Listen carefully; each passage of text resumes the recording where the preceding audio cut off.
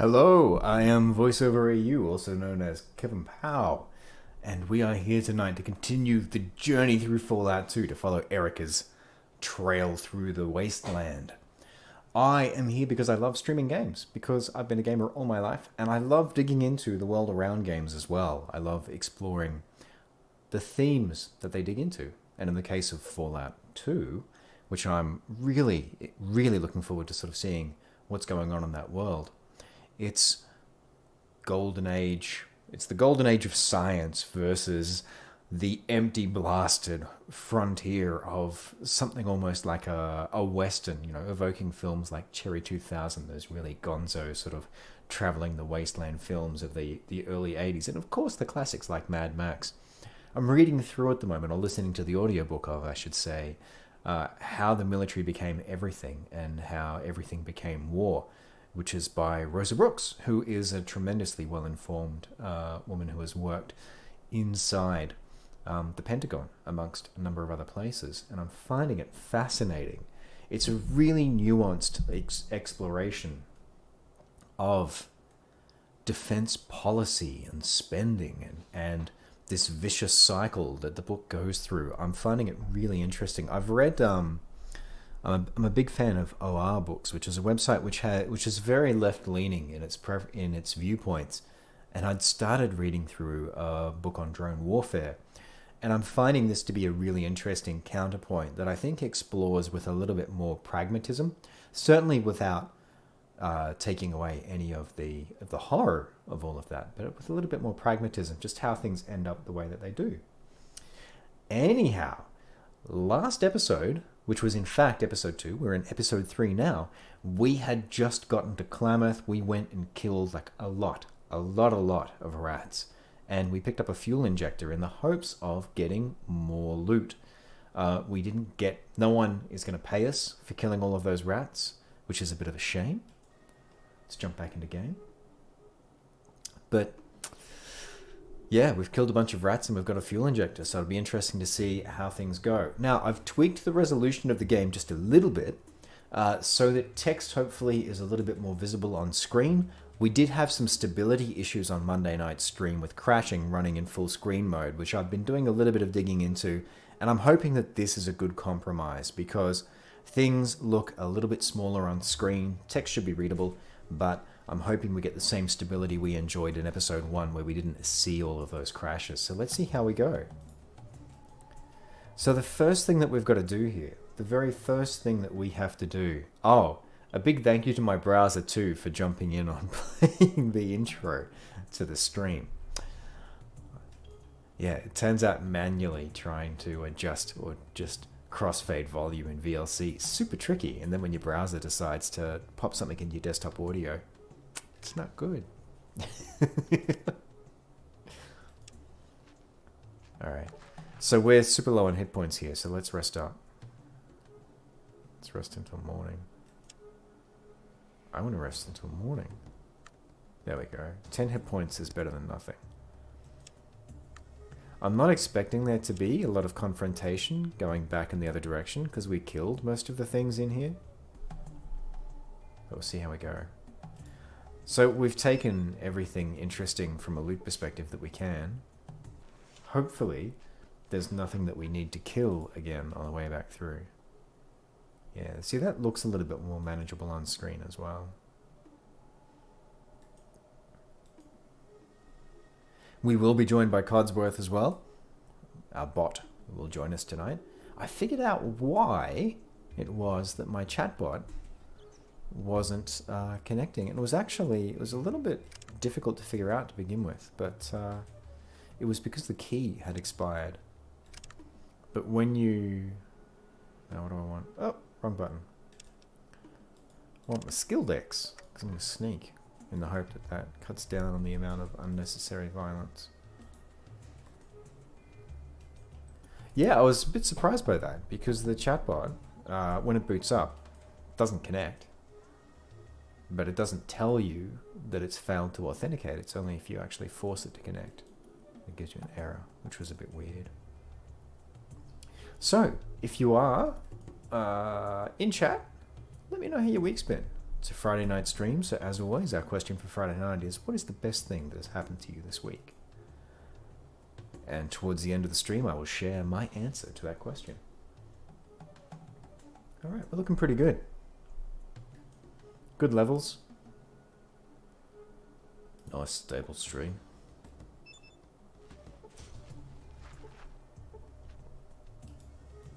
It's been a bit of a hectic few weeks, so I haven't had a chance to catch any films at the moment.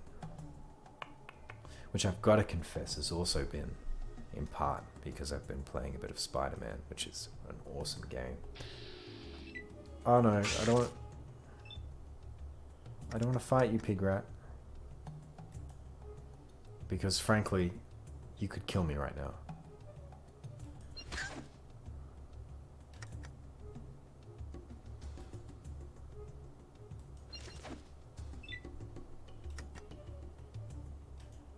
Don't want to die at the hands of a pig rat. I don't. Actually, I don't really want to die at the hands of anything. There we go. Let's get rid of those criticals. I think we'll ditch those for the moment. Stop being clever.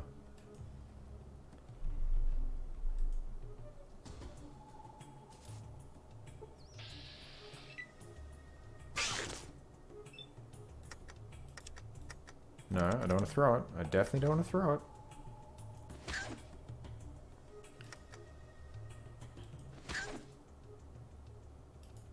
See, the minute I say I'm going to get rid of the criticals, I do 4 points a shot.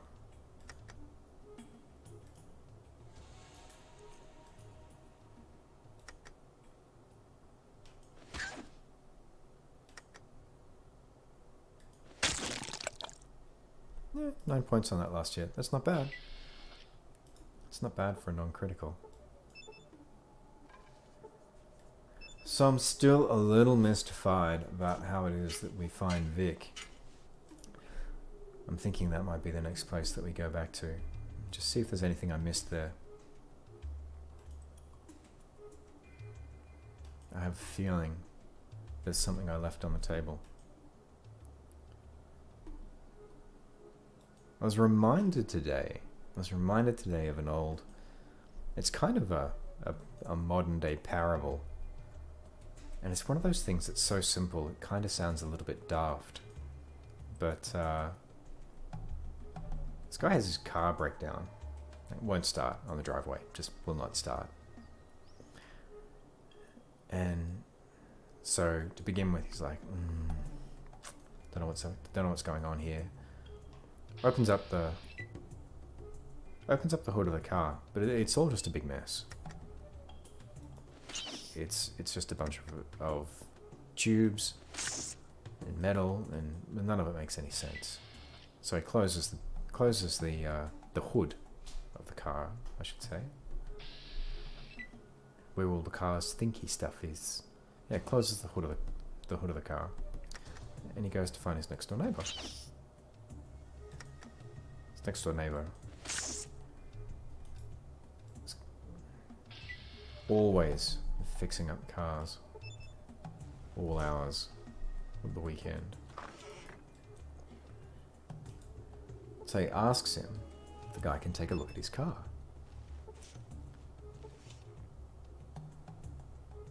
There we go, I missed that before. So his neighbor says, sure, we'll take a look. Pops the hood of the car, makes a few noises.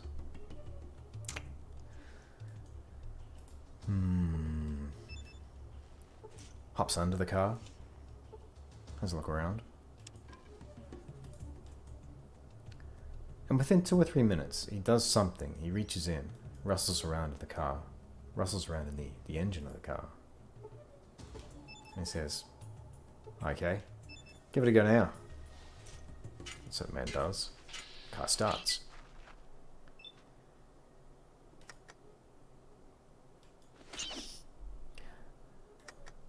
And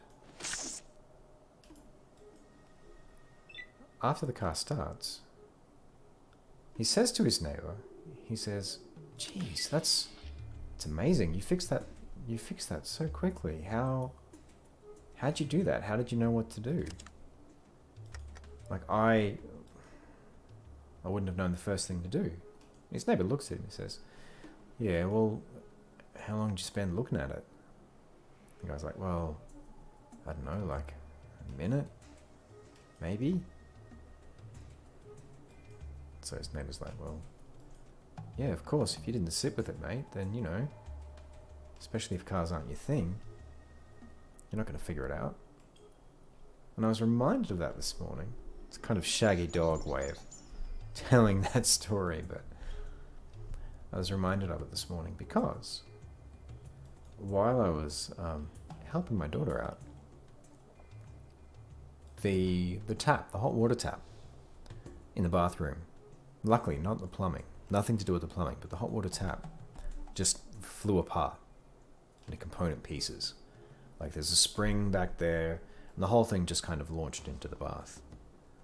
Yeah, no hot water like gushing out. That would have been terrible. Like someone would have gotten hurt if that had happened. Okay. Don't bring any back here. Don't worry, I won't.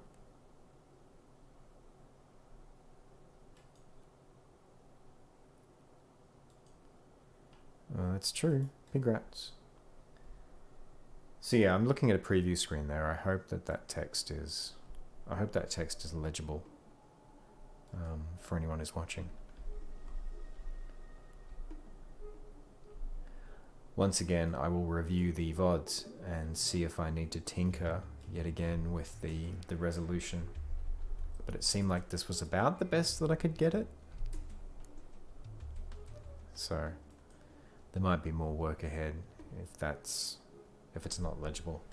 Because it's no fun not being able to read the window. But it looks about right, because in the preview window, that's right, of course, because I'm looking at the, I've got that in that mode too. Woot woot, in that mode, nice and cryptic. Just bear with me while I find my cursor. I have a cursor somewhere. Cursor! It's the only problem with windowed mode for this, it eats the cursor and it can take a while to find it again. No, you're not going to come back? Let's try this.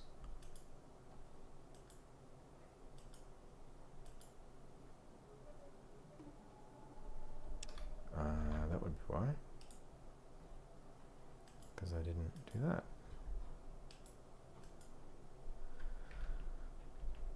Yuck, yuck, yuck.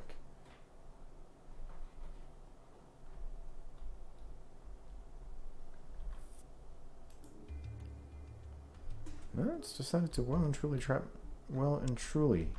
my cursor there.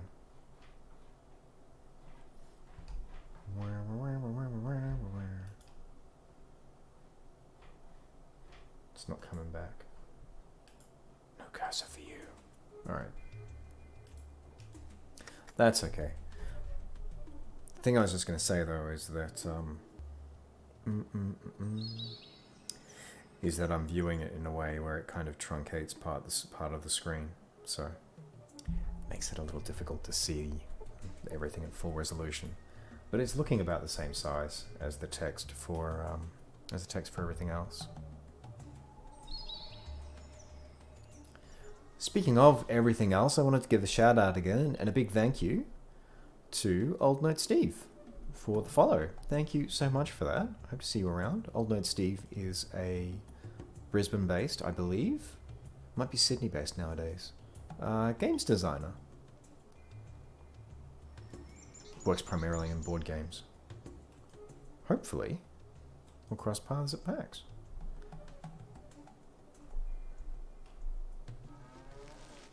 Yeah, it's definitely better having less on screen. Hello, Valavian. Thank you very much for joining us. No. The short answer is no. I'm not affiliate yet. I'm working on that. It's a very generous offer, but I can't take a sub until I've cleared affiliate. How are you doing? I take it at the moment it's easier for you to watch streams than it is to do online gaming yourself. Like, how's life treating you at the moment?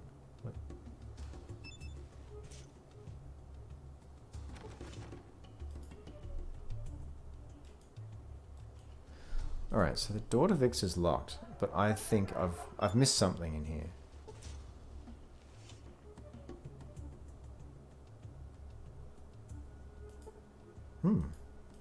Tragic cards, nice. Vicks water flask. Beer. Booze.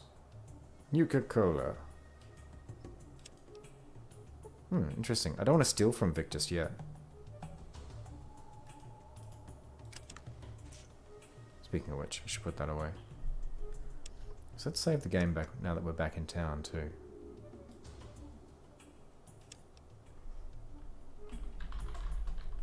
Thank you very much for the offer though. That's a very generous offer. But yeah, at the moment, I'm still hustling to make that affiliate. Figuring out what works and what doesn't. Which is interesting. Alright, so that door's locked. So we got a 64 in lockpick now. You definitely pick the lock on the door, you bet. We are a morally ambiguous sort of person.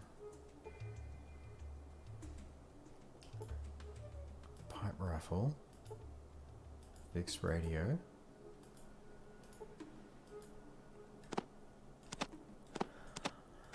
I think we might be taking all of that.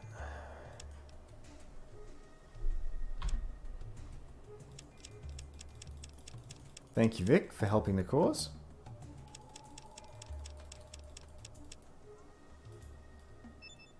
Oh. Doesn't work.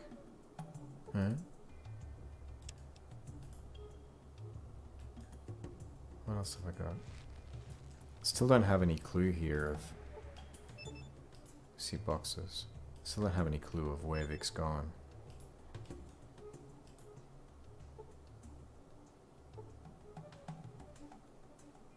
Old cardboard boxes, yeah. How did they survive?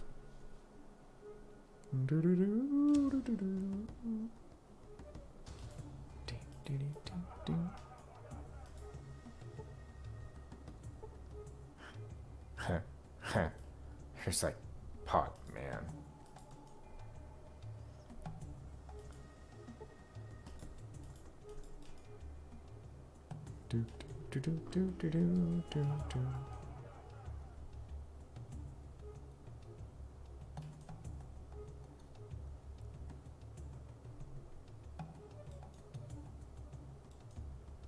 It's the toilet. Alright, let's go back to Buckner's, I guess? Let's go to the Golden Gecko and see if anyone knows anything about where Vic is. I'm pretty sure I talked through like all my options before, but you never know.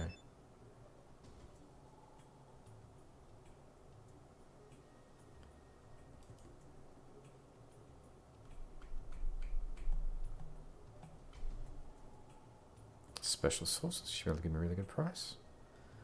Like,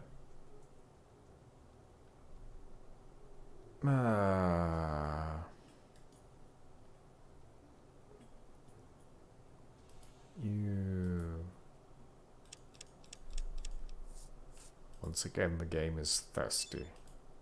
Thirsty game. 675. We still don't have much in the way of caps. Alright, let's pop out of that. Alright, so nothing helpful there. Thanks for your help. Goodbye. John L. Sullivan? Alright.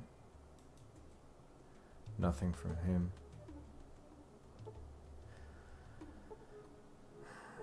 It's a bit of a shame. It's a bit of a shame that I can't ask anyone. Like, hey, there's a guy who lives in this town.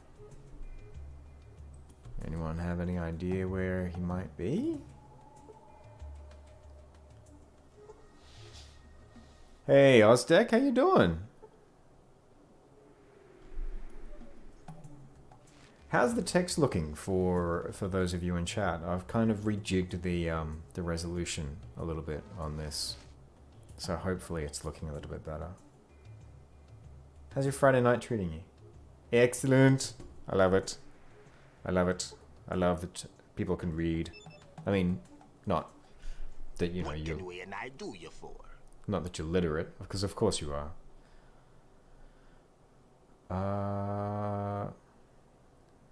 What's going on in town? Oh, I haven't talked to Sulik before. There we go. Okay. Oh, busy place. Bugmen snatching cattle. Spirits walking. Smiley missing. Smiley? Who's Smiley? Smiley's a good hunter. Say he looking for the golden gecko's nest. Didn't come back. You have more questions for Sulik? Yes, I do have more questions for Sulik. Tell me Tor about be telling us about bugs that walk on 2 feet and steal Brahmin. Shook him up. You have more questions for Sulik? We already helped Tor, and he didn't give us anything, which was a bit, I think, a bit remiss of him. Yeah, let's see if I can... Having some trouble just getting my cursor back at the moment, outside of this window, which is fun. Because of course you don't need a cursor for anything. So, diddly. That's all good.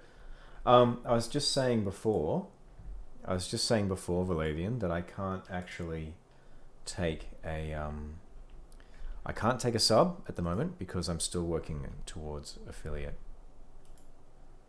But I very much appreciate the offer. It's very kind of you. Oh yeah, bloody mess is happening. There we go. I was wondering if Codsworth was gonna chime in. Walking spirits, tell me that. Tell me about that. The canyon east of Herd area is supposed to have a walking, howling spirit, shaking the locals. Grampy Bone don't say a word though. Canyon area. East of Herd area. I think that's where we went before, which is where the Mr. Handy is. You have more questions for Sulik? Because we already got the pass.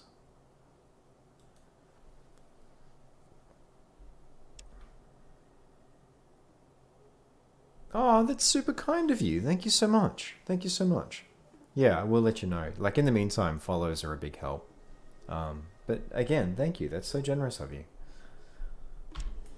All right, so we've stolen a pipe rifle here. I reckon it's time to build our fortune. It's time to go hunt some geckos. Are you referring to Fallout 2? Like Fallout 2 being on mobile?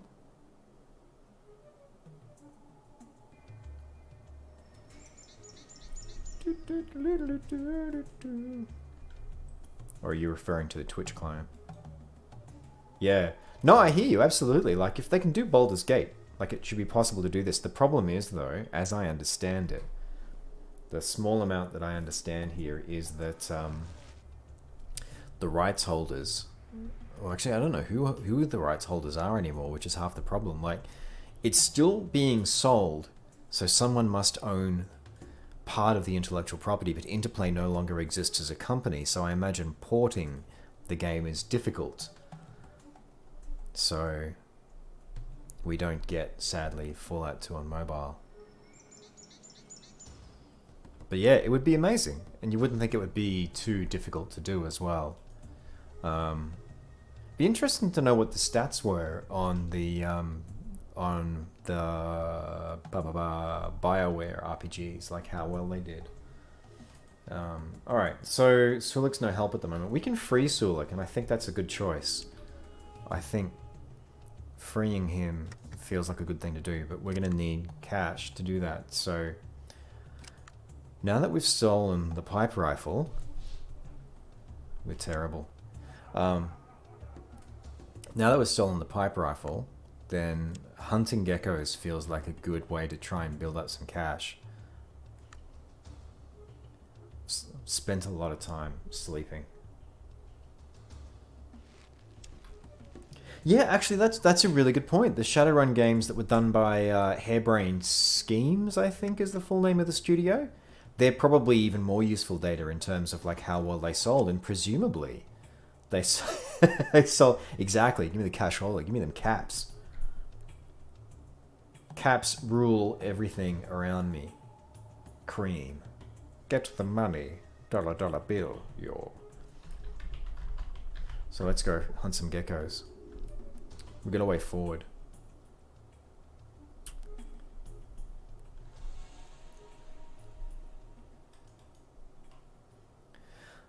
Yeah, and they must have sold well because they kept porting their stuff to iOS, and I get the feeling it was actually one of their. Hey, Damien Wise, thank you for joining us. Yeah, that's it. That's exactly it. Show me the caps. Show me. Oh, good. It takes 10 mil. Oh, we're going to be doing a lot of reloading. But that's okay. That's okay, because we've got to build. We've got a character build that just has a lot of action points. Alright. Now we're going to go. Oh, wrong way.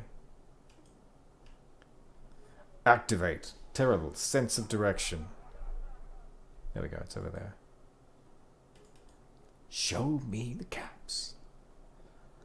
It's great to see that Cuba Gooding Jr. is making a comeback too, because he was solid. Like, he was a good actor. I liked him. I'm sure there's a... No, get away. Get away. I'm sure there's a story to what happened to him too. Alright, let's see what our numbers are like for hitting. 95%. Damn. Those points in small guns.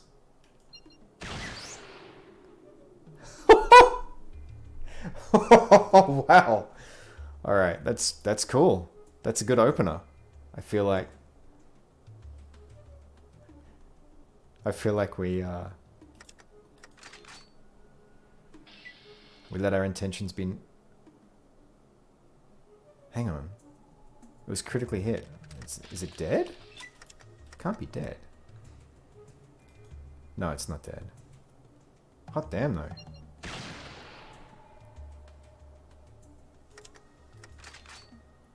It's just going to take a while. Okay, I'm feeling good. Original Battletech. Oh, that would be so good. Or if well, it's Harebrained that do the new Battletech. So if they did like if they took their game and they were able to, like, they already know how to do solid iOS ports, or they work with a studio that does, but if they could put together a version of that game that that was less resource intensive, yeah, that would be solid. That would be good.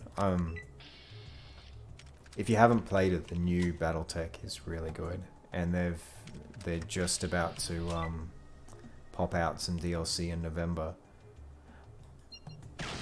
There we go. There's our first gecko pelt. No? How can I kill it and it doesn't have a pelt? Do I need to... Are you telling me... Are you honestly telling me that I need to stab them in order to hunt them? I refuse to believe that. Alright, let's try this again.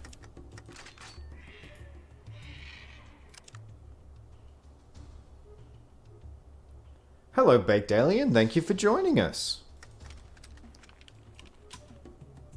Welcome to the show. We are in episode 3. We've just hit Klamath in Fallout 2. So we're looking for Vic at the moment. I'm trying to build up my fortune by hunting geckos. So welcome to the party.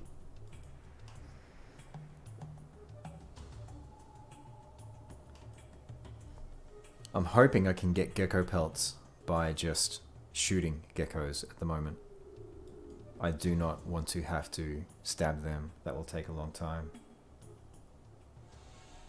It is indeed a blind run, and sure, you can absolutely see my special. I sense you are someone who has played this game sometimes. Some number of times. Yeah, so there's my special. Strength 5, Perception 10, Endurance 4. I am made out of wet paper. Charisma 6, Intelligence 8, Agility 10, Luck 4. And it is absolutely a blind run. So I'm really looking forward to seeing what's out there in the world.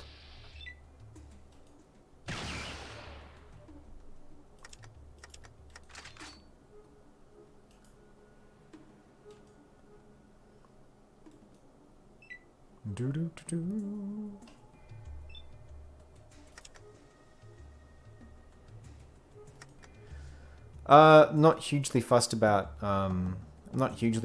criticals and perception for. I'm trying to remember what that was for, but there's a couple of key combat skills that that it builds into. Hot damn. Great. Okay, I'm gonna have to stab him. That's not good. It's so much easier shooting them. Oh, let's sigh. Because I'm gonna have to hit them a lot of times to do that much damage.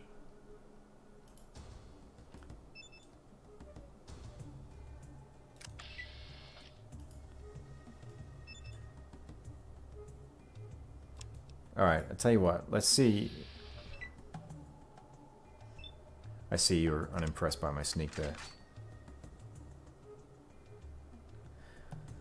Don't want to be sniper? No.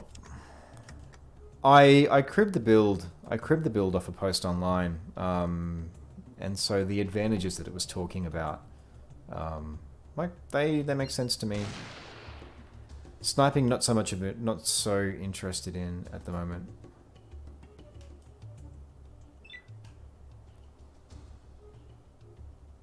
Boop, boop, boop, boop. From what I gathered, that's really good. That gets really good in the late game, but it seems like a brutal way to try and, like, on a blind run at least, to try and get into the game. There you go.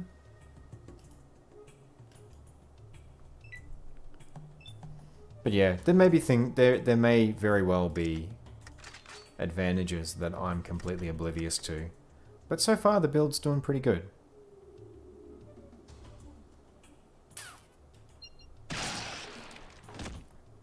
Lots of shots in the groin. Oh, who's hostile? Don't let it be the golden gecko over there. Yeah, I've definitely got to kill him by melee, I guess, to get pelts. That's a bummer.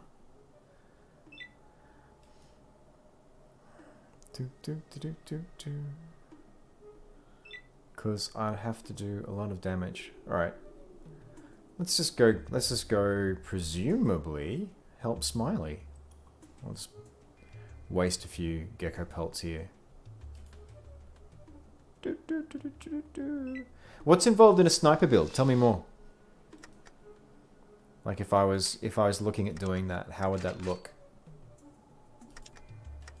I am curious. Also, folks, the question for this week, or the question for this stream, I should say, because it is Friday night, is what is the best thing that has happened to you this week?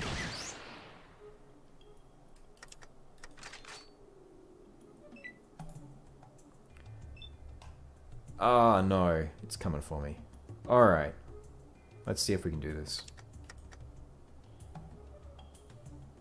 Ah, I don't even have a line of sight on it. Or range, maybe? Alright. Well, I get the feeling you're going to catch up with me in your own time. Yeah, definitely no pelts for shooting him.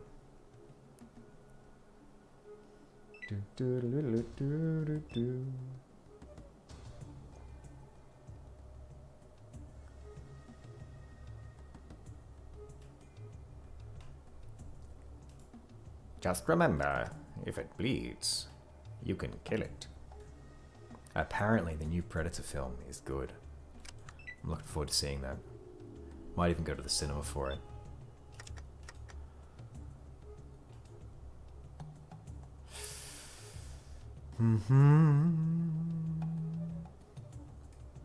Ah, because presumably luck feeds into criticals then?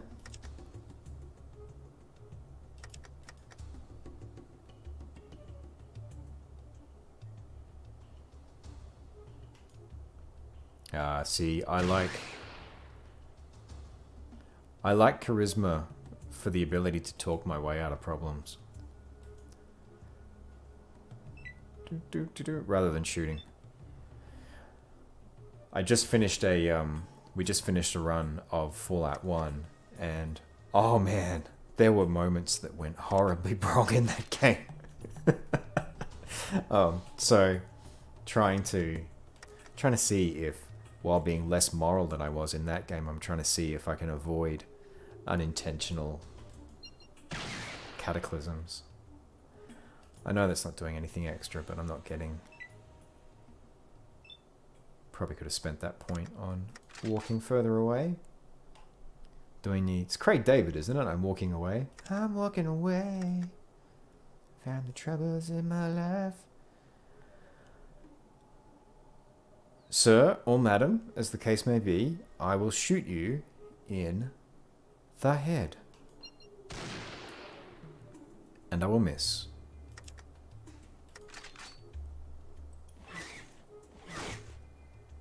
Low charisma and strength. There we go, it is Craig David.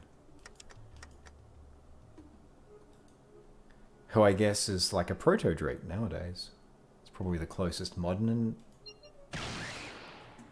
What did that do for you? 3 points! Alright, that's it. I'm just shooting you in the body, sir.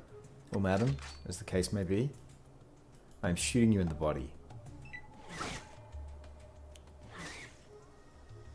That thing starts tearing into me. Ah, no, no, no. No, no. No. We don't need everyone taking a shot here. Let's just cool off a little, you know, and think about things. I don't want to use that stim pack straight away, but I might have to. Got it. Yeah. Yeah, Agility 10 feels like it's a really solid choice across the board. Like it's... I don't suppose I can convince you to fall over? No? I don't want to use that. I don't want to use that stim pack straight away, but I'm gonna have to soon. We might be about to rack up the first death of the night, folks. Let's see how we go. That's where I just would love to have a grenade. 7 points. I'll use 2 to do that. I'm gonna risk one more hit. I'm gonna risk one more hit from this thing. And then I gotta crack open the heels.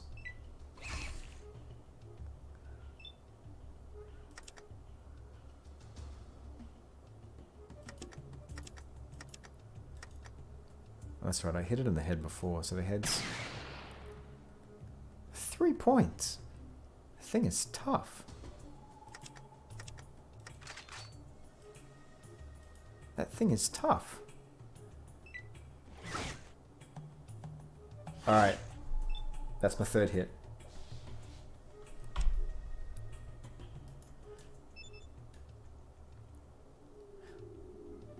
Oh wow, there we go. 29 out of 36. Yeah, I gotta confess, like, most of what I read in the manual, like, after I used it to build the character, it kind of went out of my head, but agility just seems to feed into so many combat calculations. There we go. Oh, you want some? Well, we have some, especially for you. Alright.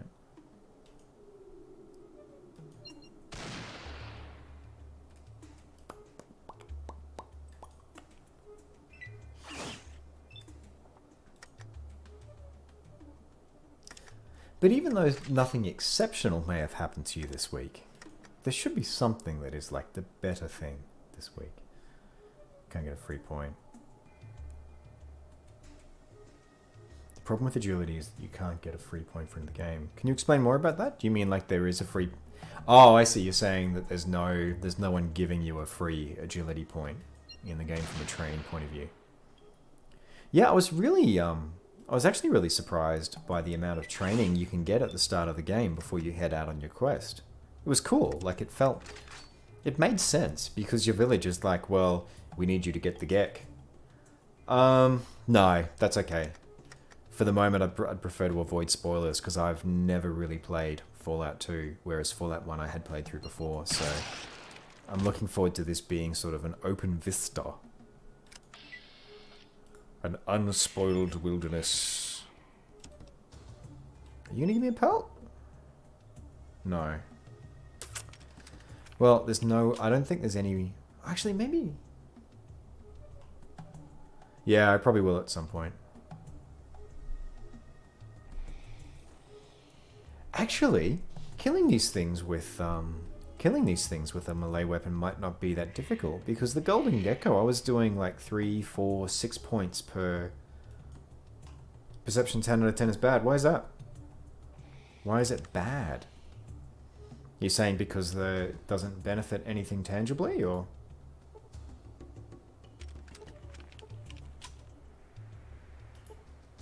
Alright. How does one get in here? Oh, I see.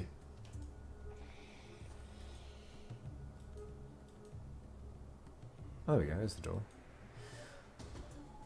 Yeah, I guess that's the difference between a... This could end poorly. Alright, let's test the theory. Yeah, I guess that's the difference between a blind playthrough and one where you've got a little bit more familiarity with what's coming up.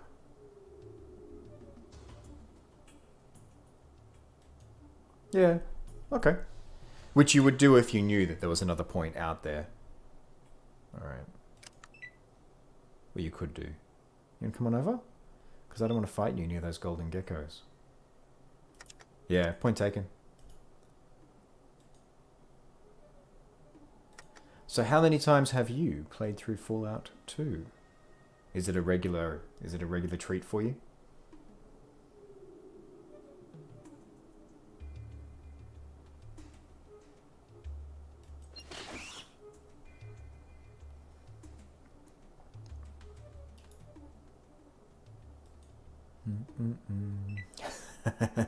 Have you ever played Wasteland? Or Wasteland 2, I should say. Because I'm considering, post this, streaming some Wasteland. Wasteland 2. This game. Cool! And what about the later Fallouts? Have you played any of those? Or like it's purely Fallout 2 as your thing? Okay. Yeah, because it seems like there'd be a strong overlap in the fan base of both games. Little Gecko is going to be my new rap name.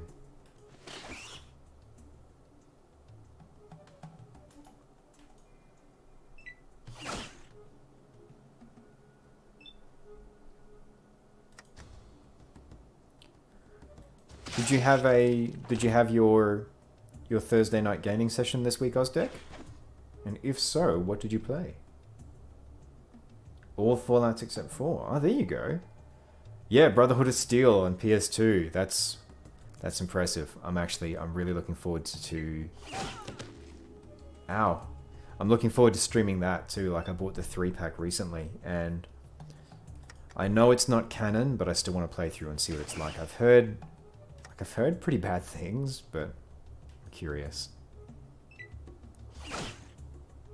Wait, what? You're kidding, Valavian. Wasteland 2. Do you know if that's Director's Cut? Is going to be on the Switch? Holy cow. That's amazing. Like, I guess it makes sense that they'd be able to do it. I mean, the only thing I'm wondering about there is, like, I'm wondering how large the game is. I'm wondering how large the game is in terms of, like, its overall size, but I suppose they've got, like, with SD cards, and with the cartridge, you got a pretty large storage space.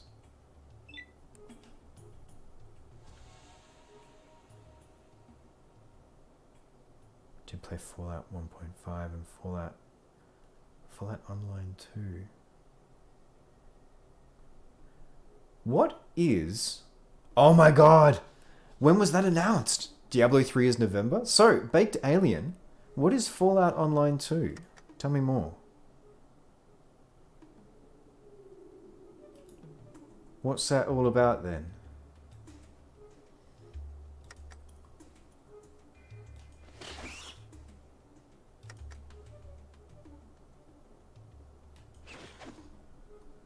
It's just Fallout 2 but online. Huh, how does that work? How does that work?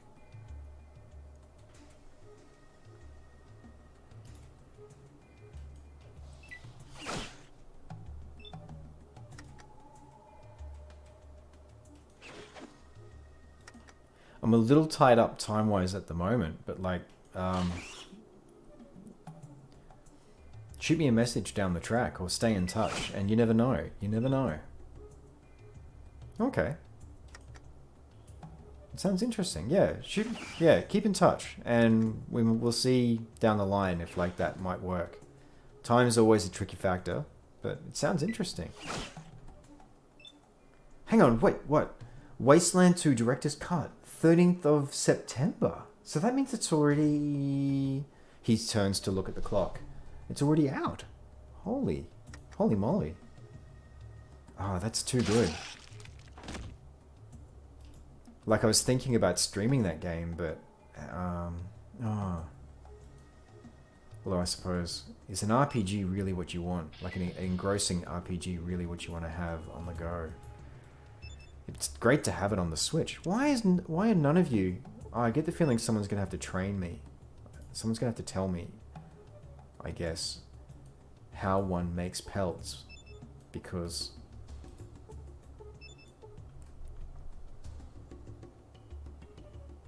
No, Adam RPG I've never heard of. So Ozdeck, tell me more about Champions of Hara. What is that? Nice. And a round of Sentinels of the Multiverse. Very cool. So is Adam RPG, Baked Alien, is Adam RPG a... Oh no. No. Alright. Ooh, 11 hit points. I don't think that's going to work. Sorry, Golden Gecko, it's not you, it's me. I don't think this is going to work out. Alright, let's see what we can do. Let's see how good we go at just running the heck out of here. Sorry guys, gonna have to come back. Don't have time for the combats.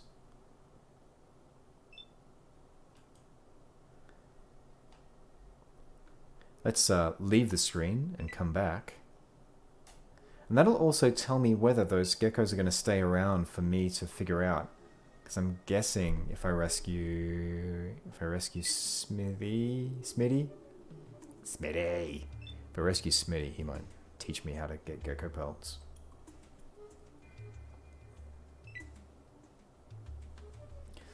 Adam RPG is a kind of Fallout but 3D in Russian.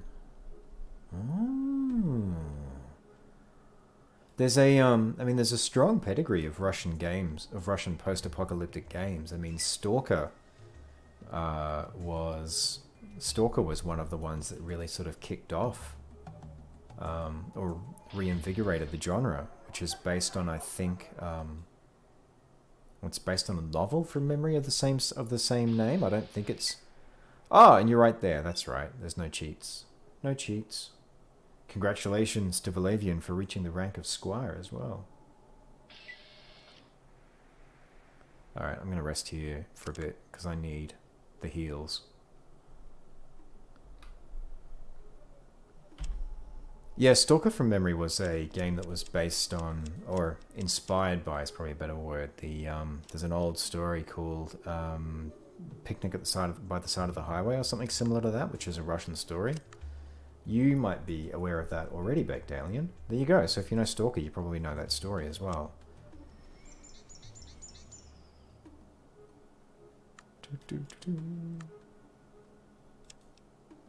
Alright. That's looking good. Let's save. Let's save. Let's overwrite.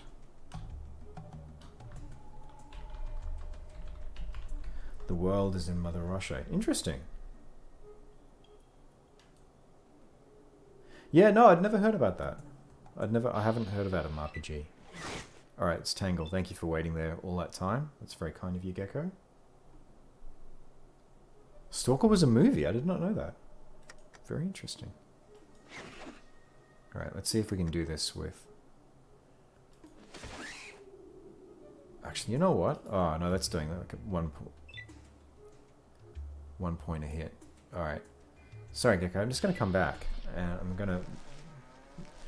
Because if it's not the weapon that makes the difference, which is good, then I'm going to blow holes in it.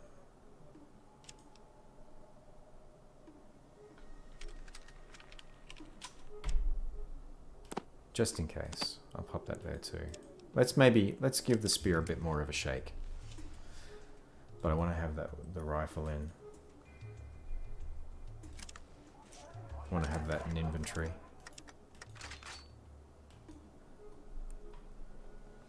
Walk around. Oh wow! That sounds awesome. Ozdeck, that game sounds cool. It sounds very elaborate. Because the thing with the spear is, I suppose I can get two hits around. Oh, those numbers are not great though.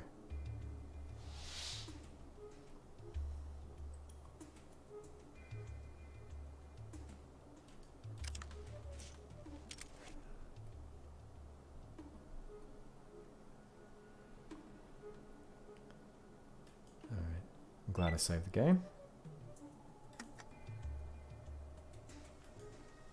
Yeah. The damage might be similar, but those numbers are much better.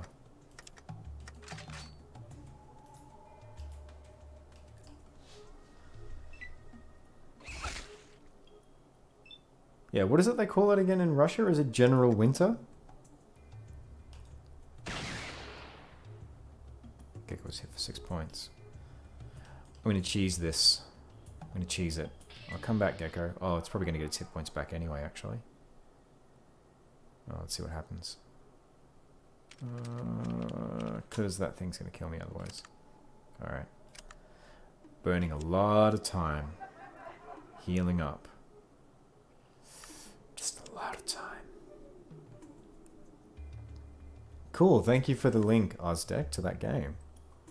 So folks, if you play board games with a group, that would be a good one to check out. It's amazing that the game... I'd be really interested to hear what you think if you play it in other modes as well, like whether... if the game supports all of those. No, Winter in general, Baked Alien. Like, you know, that's kind of the one thing that, you know, the Germans learnt that the hard way, that, you know, you might be able to defeat the Russian army, but defeating a Russian winter is something that doesn't happen. Just that beautiful tactic of like, oh, well, we'll just do a strategic retreat now because we know how to live in a Russian winter, so bye! But yeah, Ozdeck, if you play that game in different modes, I'd be really interested to know. Oh, there we go. 60 to 70 board games. Wow. Do you know a gentleman by the name of James Fleming, by the way? I know it's like one of those things where it's like, oh, you have a hobby. I know a person who has that hobby, but I'm just curious. Like living in Brisbane, playing board games.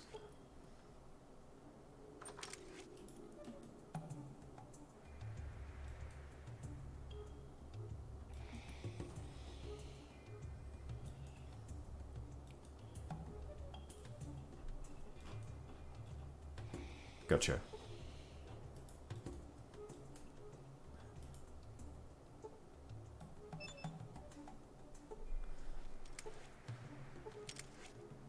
It's in the bookcase. Booze. Bear with me for a moment. We have a visitor. All right, come on. Out and out. Come on. Out. Out. Come on. Out. Out. Do you want to hop up on stream first? There we go. Very unhappy with our celebrity. Careful. Come on down. Come on down. Down. I know. You're not happy with that at all, are you? Come on. Out it out. Out, out, out, out, out, out. Recalcitrant. Come on. Come on. Out. Do do do do do do do. Exciting times. Alright, there we go. One day, maybe Fred will win the fight, and that cat will stay out for the night. That was my cat. That was my cat. Around this time of night, she likes to check in on what's happening. But sadly, she's not a cat who enjoys being around while I play video games without being the center of attention, which I guess means that she's a cat.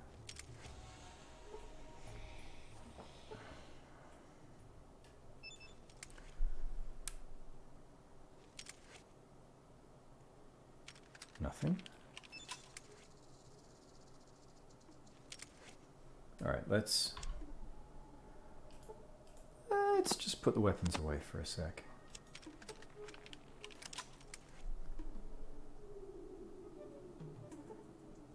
I see a distilling device, which I know is broken, because I have that in my notes. All right, let's see if we can repair it. Oh, let's repair. It does nothing. Let's science it. Science at 22. Oi! Get out! Cheeky bugger. Excuse me, we're sciencing here. You want a doggo yourself, baked alien? Or you want the animal back on screen?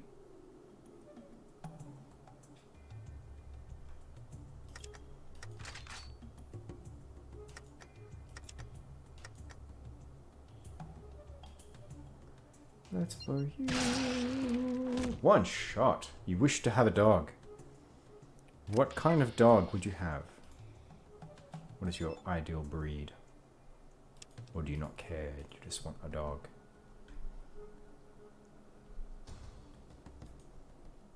I'm not seeing much of a Smitty here. I'm not seeing anywhere else I can go either. I think when people were telling me where he was going, I was not paying attention.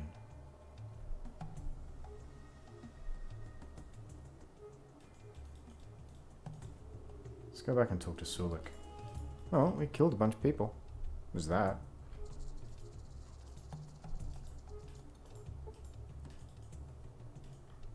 Come on, double click.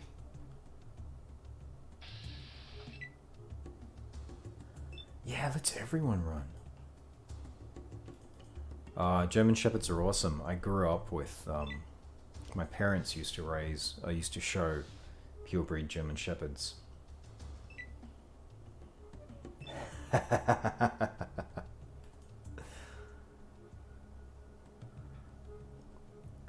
I wonder what a German Shepherd cattle dog cross looks like.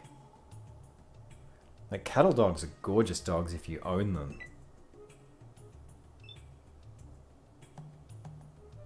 You also had one when you were younger.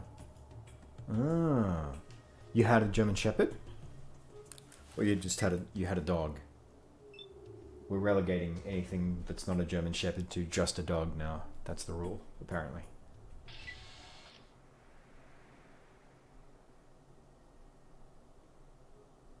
All right, let's go have a chat to Sulik again, because I'm wondering if I missed what he was telling me about where old Smitty is. Oh, Smitty. Let's have a look at the board again. Someone's gone missing. Disappeared up north. Oh, okay, fair enough. Yeah, I did go in the wrong direction.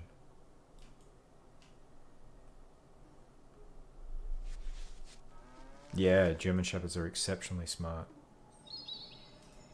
It's very true. What can we and I do you for? Okay, What's going You on in have more town? questions for Sulik? Smiley. Smiley's a good hunter. Not Smitty, Said he Smiley. looking for the golden gecko's nest. Didn't come back. Alright.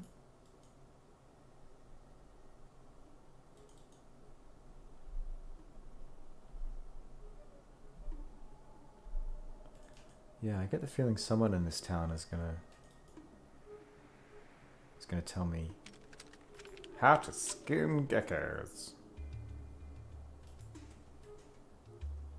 There's the old barman.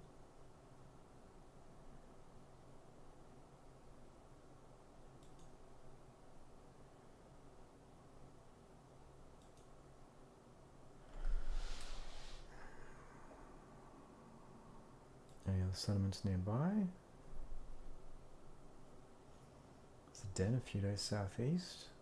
Mining town called Reading quite a ways to the southeast. Anything unusual going on? Tell me about the trapper going missing.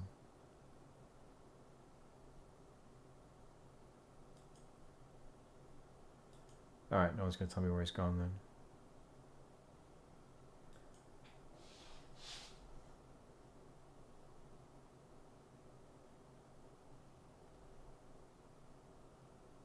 Looking for a job. Any leads? Yeah, I helped Tor, but it's not a job if you don't get paid. The Dunton brothers are always looking for someone to do their dirty work for them. Alright. Where on earth are the Dunton brothers? You see one of Klamath's citizens. It's a bar patron looking at you. Don't look at me, bar patron. Interesting that in Fallout 2 people are much more tolerant to you walking around with a gun. I find that curious. I did not know that Labradors were smart. Like, I'd always assumed because of their personality that they were thick. Like, nice, but thick.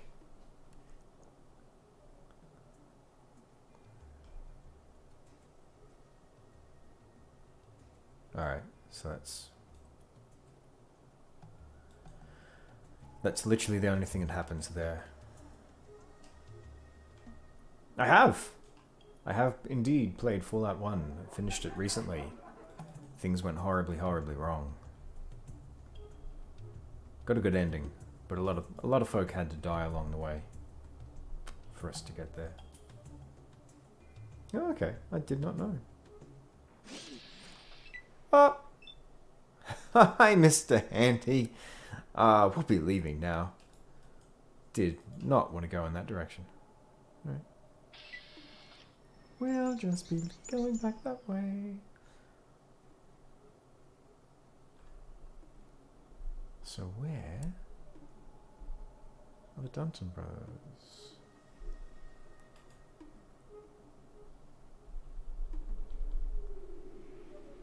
Because I helped Tor and I did not get anything for it. I was disappointed with that.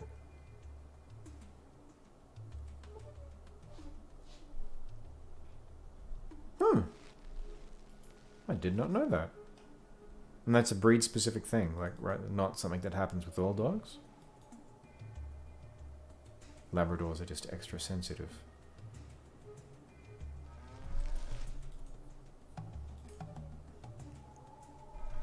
So we've been to Trapper Town.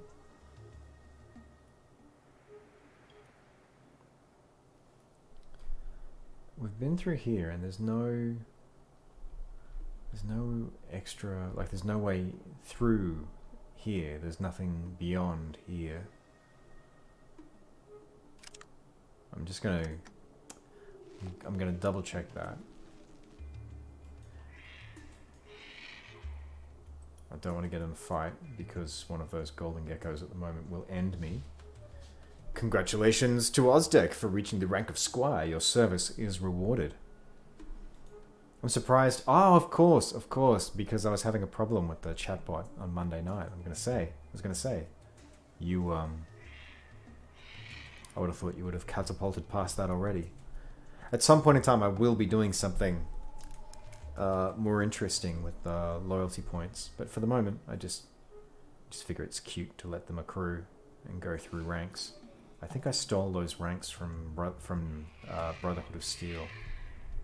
Yeah, so there's definitely nothing. There's no extra map here. All right, I reckon we're gonna have to head off to the den. I'm kind of at an impasse. Rawr.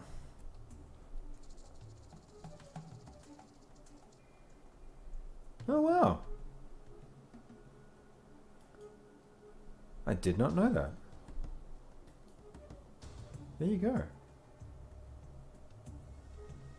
Can Labradors sense heart attacks? Or maybe are they causing them? I mean, they're always in the room when they're sensing them. Can't be coincidence. Alright. We're heading to the den, folks. We're gonna head to the den. Den, den, den, den, den, den, den.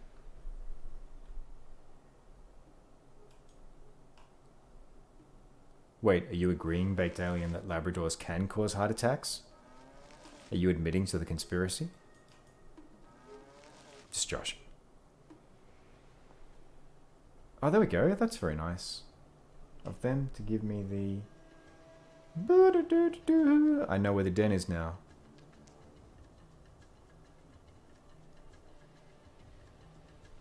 Music's pretty cool.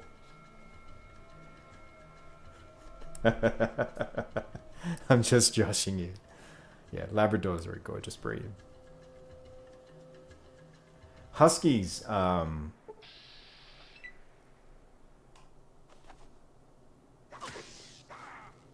I guess we'll help some people. Good lord. You folks. Alright, let's do it.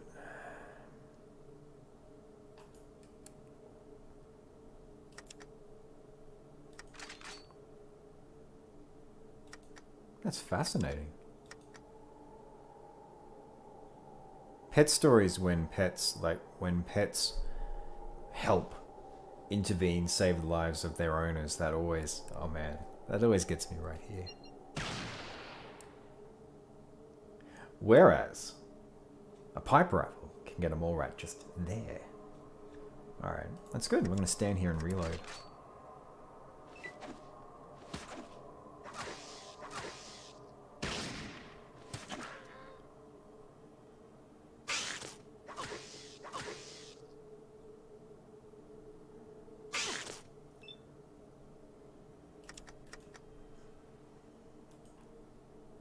I'm not going to make the mistake of trying to loot any of these people.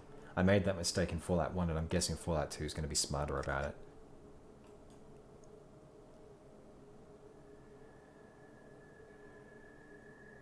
Oh wow.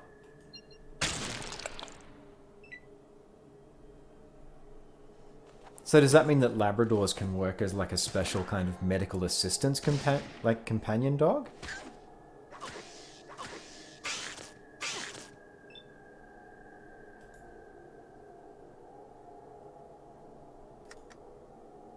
Probably I'm gonna skirt around these folk because I do not want to shoot someone by accident.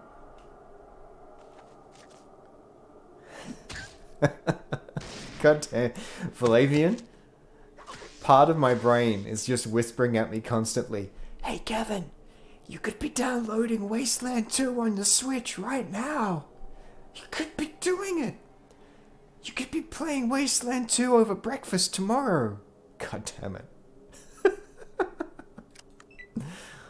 Oh, okay, there you go. The only thing I know about Huskies from people who've owned them is that Huskies are a lot of work. At least in Australia where I live. Because they take a lot of care.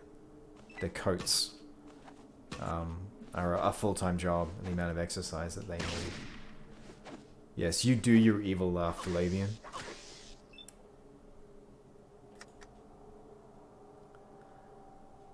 Another part of my brain is still back at that 60 to 70 board games Ozdeck. That's awesome. Like, is that a shared library? Do you have it in one place? Or is it spread amongst all of you? Like, how do you even begin to decide? Do you have a roster? Because if you game like every Thursday, like, how do you sort out ahead of time? Yes! How do you sort out ahead of time? Like, what are you playing? What you're playing?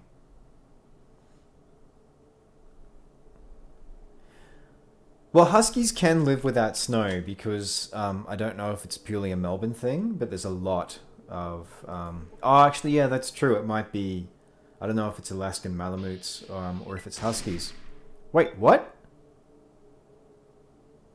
Why on earth are you shooting me? Oh, you son of a... Alright, okay.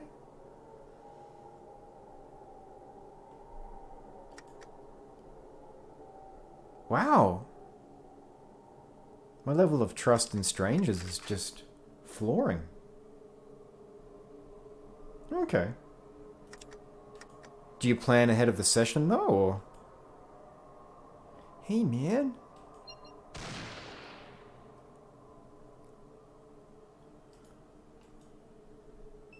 Why on earth did they start shooting me?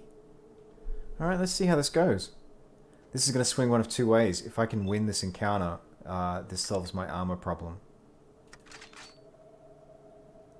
So I guess we take the softest target, what look like the softest targets first. There you go, son. 26 points. Unconscious. I'll take that.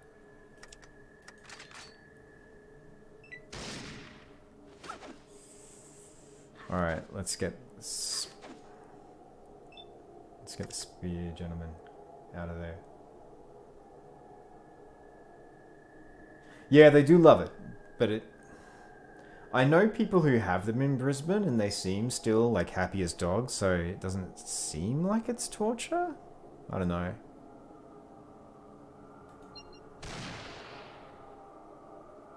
You missed. That's not good. Unsurprisingly, hitting the gentleman with armor is going to be the hard part of this fight.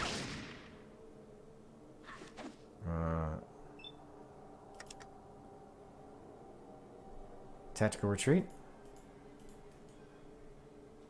Bye, everyone.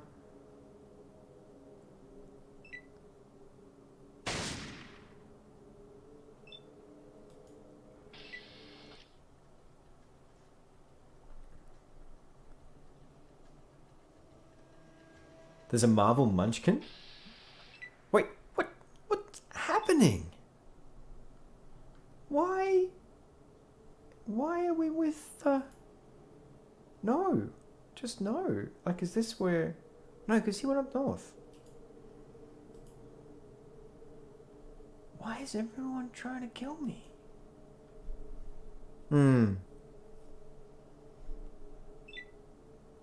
Fair cop.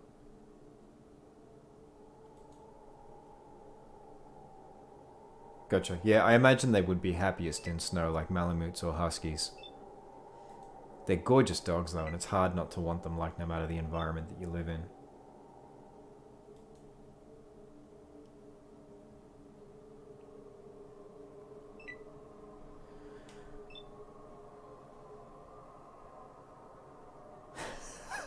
Stop it! Stop it, Valavian. Stop it. You're a bad man. Alright, let's see if we can get to the den unscathed. What the heck was up with that? Oh, we're there?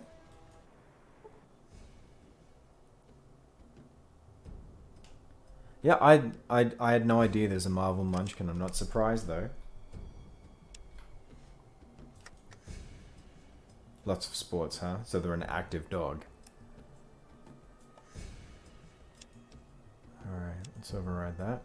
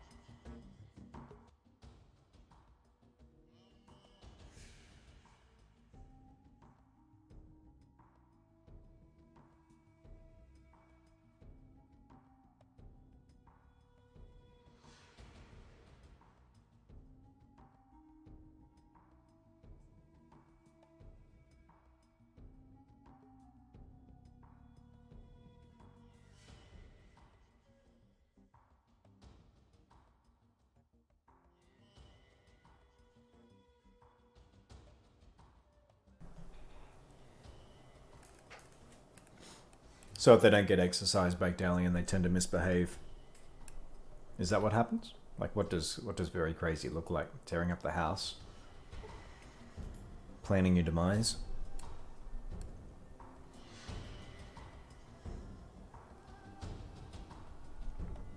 I still want to know why those merchants shot me. I don't think I missed and shot them once. They were just mean. I'm glad I was able to make it out of there and keep the experience, though. Hey, come check out Becky's. Let's have a chat with Becky. She's a guard.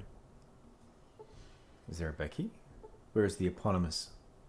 The eponymous Becky. Where's Becky? Oh, that would be Becky. Place your bets? No, sorry, I have to leave. Do they sell power armor? Do Becky's sell power armor? Is that what you're asking? I should ask that of everywhere I go.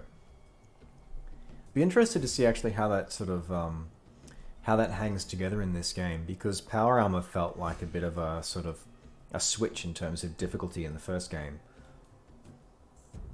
Alright, we're gonna have to use the old push. Get out of... Oh, that's right, that only works on NPCs. Get out of the way. I want to go to Tubby's. You're in the way. Yeah. Yeah, forget the Gek. Just ask everyone. How about you? Do you sell power armor? Can I have some?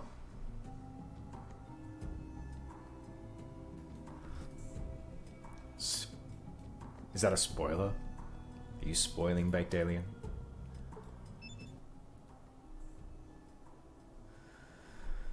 Okay. That's going to be an ongoing theme, playing female character in this game, I'm guessing.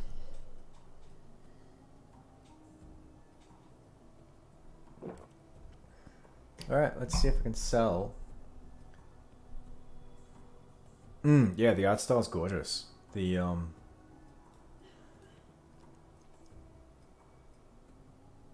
may take a look at it. Yeah, sure.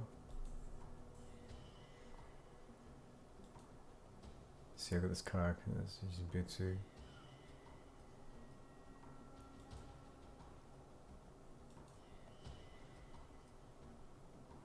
Need to find a fuel cell controller. How to control in $2,000. Alright. Oh, there you go. You drive around. Alright. Okay.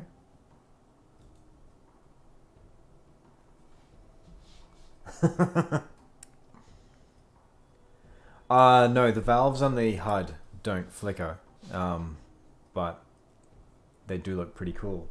I was reading somewhere, I think, oh, God only knows like where I fell down the rabbit hole, but apparently, and you might know this better than me, Baked Alien, but one of the big technical divergences in the Fallout universe, which is why all of the technology is so big and beefy, and why we have that beautiful sort of like,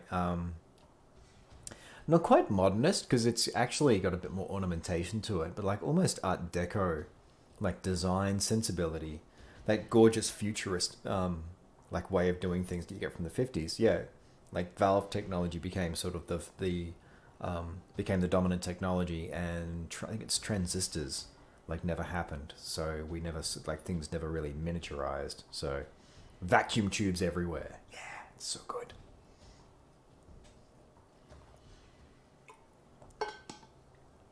And you, Valavian, being an audio gentleman, would have an intimate appreciation of the humble vacuum tube. But yeah, it's definitely one of the things. It's definitely one of the things that I think really sets like Fallout apart. The fact that it embraces that 1950s period, and it's such a fascinating time too. All right, let's talk to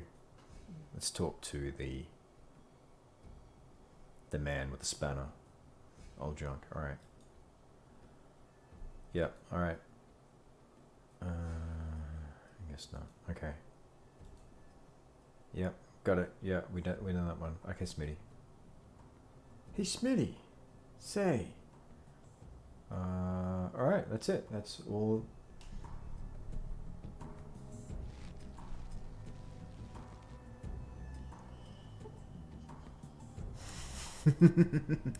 Yeah, Valve amp would be nice. And yeah, the 1950s are kind of regarded as the golden age for the USA. You're absolutely right. Like, 'cause that's the point where post World War II, they were the dominant power because they'd made loans to like most of the other countries involved. They came into the war late, and so they emerged. Like that was the point, if I remember correctly. I can't remember what it was I was reading that was talking about this. It's might have been the corporation that changed the world, which is about the East India Trading Company, which is a whole other rabbit hole in and of itself. But it was post World War II that the major like financial exchange switched over from being the London Stock Exchange to being the New York Stock Exchange. Like that was so America, like literally on the other side of the war, emerged as the dominant power. And yeah, there's this huge like that's when sort of the domestic lifestyle gets pushed, and they just start selling so much crap, like so much kitchen crap. The father of NASA was German.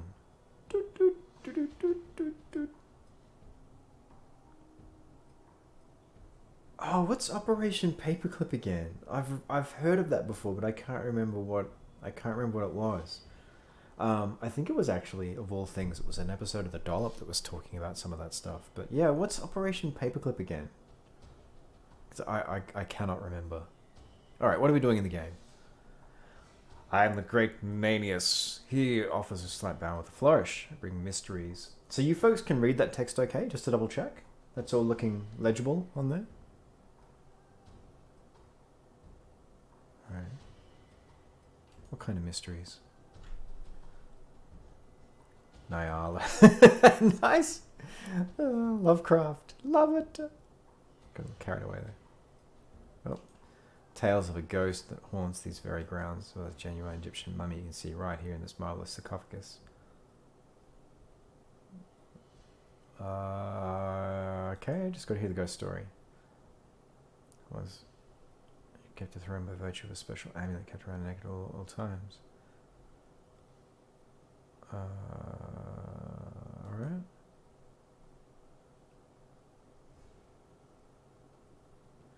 She's been wandering around the room next door ever since. Well, that is just the witching hour, which is why I keep the door locked. Ghost of an amuletless princess in the trash room next door. Nice.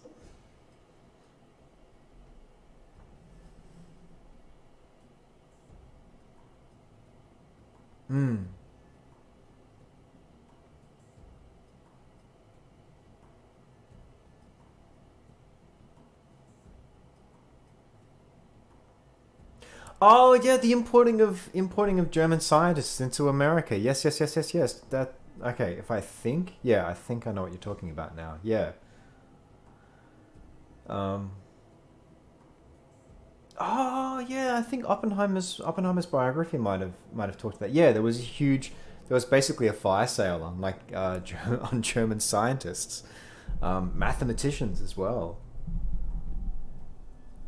The 50s were where, due to expanding electricity penetration into the home, that household appliances pushed to use those appliances to decrease. Gotcha. Oh, okay. I wasn't aware of that, Ozdeck. Like I didn't know that specific thing. Like my understanding of it had been that basically that there was a push from a capitalist point of view to sort of keep the American economy going, like post the war, which had been like a huge boost to its vitality. And so that's when they started basically, like you get Edward Bernays and the advent of advertising, like want-based advertising. That's sort of like, you know, we're not going to talk to you about like what the product does. Instead, we're going to create like a lack, which is what, you know, advertising does nowadays. Gotcha. Okay. But yeah, I wasn't aware of that facet of it as well. Because it's absolutely when you get that explosion of like domestic appliances. It's like, here's Betty. Betty's going to cook a wonderful meal for dinner. And how's she going to do it? She's going to do it with her marvelous new frying pan. But it's not just a regular frying pan. You know, that sort of stuff. Yeah.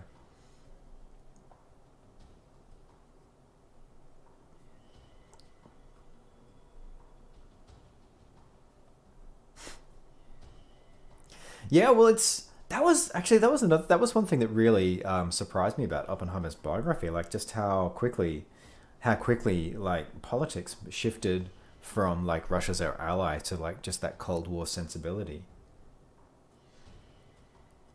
So did people actually like did the Russian government actually legitimately just like kidnap people, or is that sort of gotcha?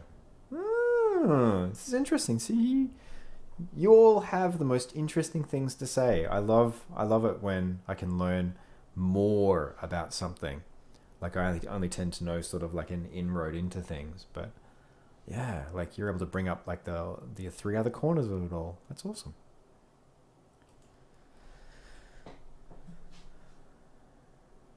How much to see the Wisdom Corpse? No. No, thank you.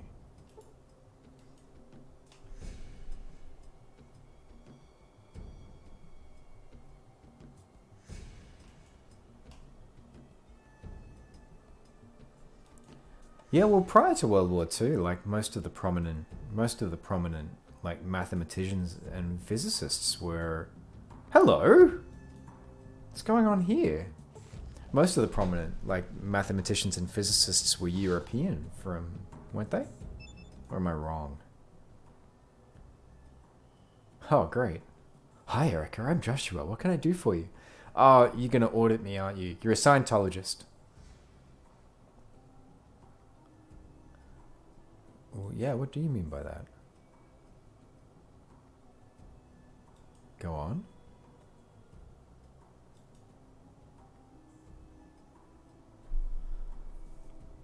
Alright, Vic.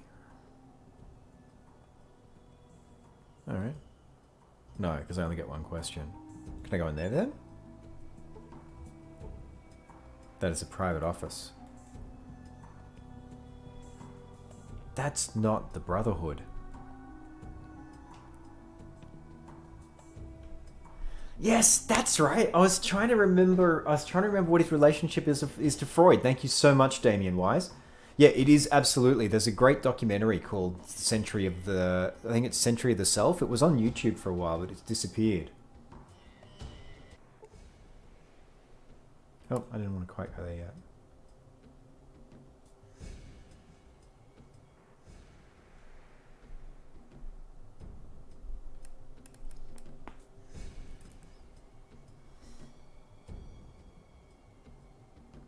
Dear sir, do you have the power armors? Sorry, Division 303. Tell me more. Yeah, Century of the Self. That's the one I was thinking of. There's a great There was a documentary that they made based on that.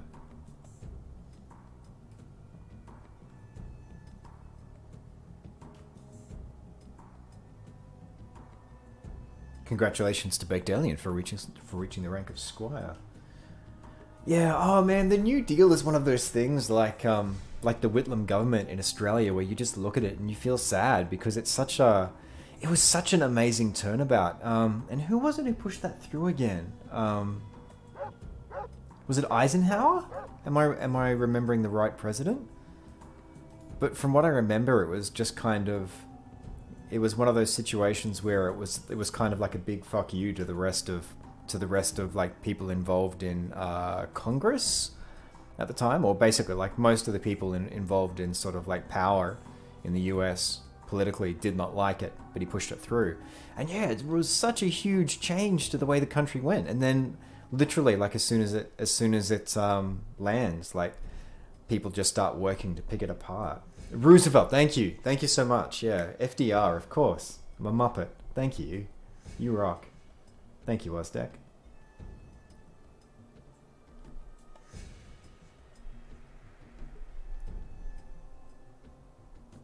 Was it though, Ozdek? Tech gains from the war effort. Like what? Were they like changes to the way that manufacturing worked?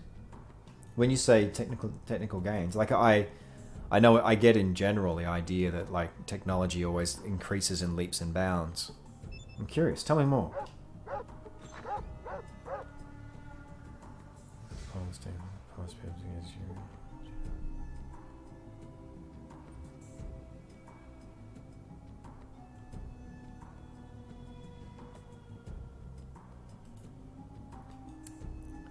And why don't we like Freud? Or is that a long and involved question?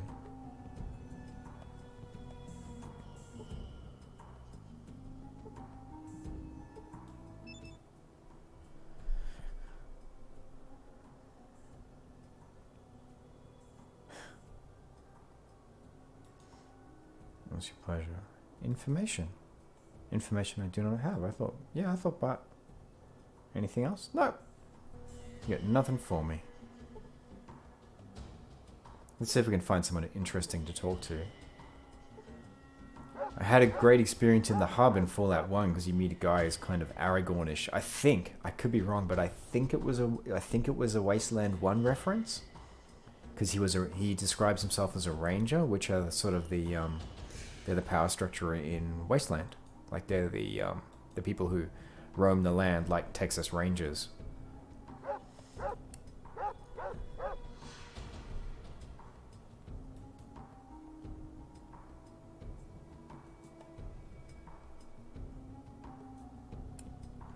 Six-part doco. Oh, okay. I wasn't aware, Damien Wise, that Century of the Self was a six-part doco. That tickles my fancy then, because that means I've probably only seen like part 1. And yeah, I found it. I actually had it on a playlist for a while, and it did indeed get taken down, which makes me sad. Whether that was the first episode or the whole thing, it was about an hour in length, so I don't know if it was like an hour an episode or.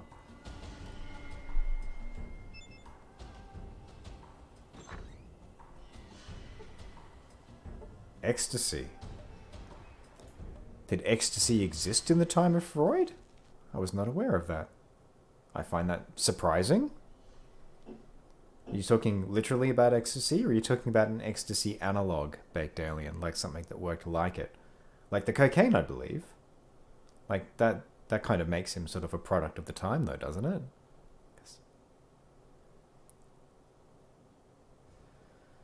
Welcome to the Slaves Guild. Am I here in business? What exactly does your guild do? Yes, what does the Slavers Guild do? Yeah, that was not... Thank you, writers. That was not the best introduction, please. Alright. I'm looking to join. No, I'm not. I don't really want to do slaving. Where do you get your slaves? Talking about that. Yeah, of course. Alright. I understand. Another question.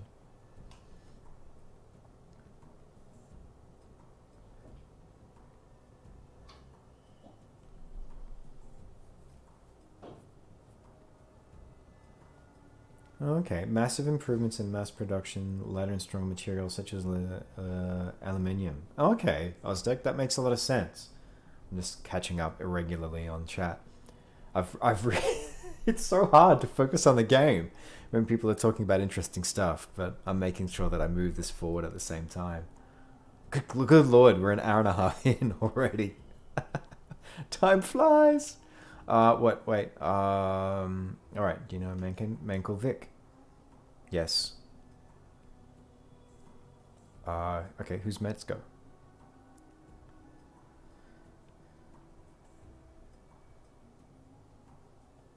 He abused... Okay, Freud abused coke. But again, like, doesn't that kind of make him... That kind of makes him a product of his time, doesn't it? Because, like, snuff was... Snuff was, like, a big thing for a long time, like, before he was around. I don't know. Like, are you saying that had an impact on his life? Like, it destroyed him? And possibly his septum? Alright, who's Metzger? Metzger! That's a cool name. Yeah, it's all good, man. Damien Wise, it's like 4 parts versus 6. That's a pretty small difference there. But yeah, that's yeah, aluminium makes sense because it was in fucking everything. Enjoy your new aluminium kitchen. New lighter toaster. It's made of aluminium. Teflon came in with the space race, didn't it? Like that was later. That was like 60s or 70s. Alright, he's the head of the Slavers Guild. Alright, cool, thanks.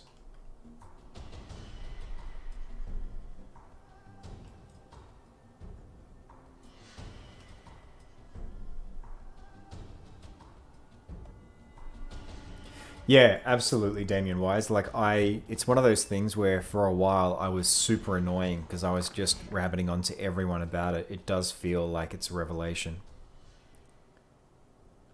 Oh, wow. We got ourselves a tough guy. All right. So I'm getting my question answered about like what happens when you play a female character in this game. Getting it answered. All right. About Vic.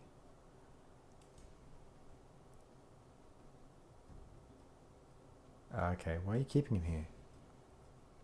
Said be able to pick up some transmissions. It didn't. I was trying to sneak out of town before I found out.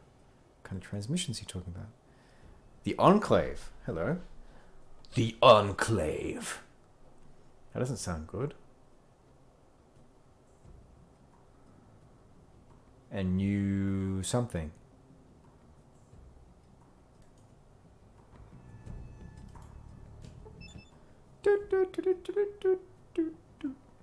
About Vic. Can I see him?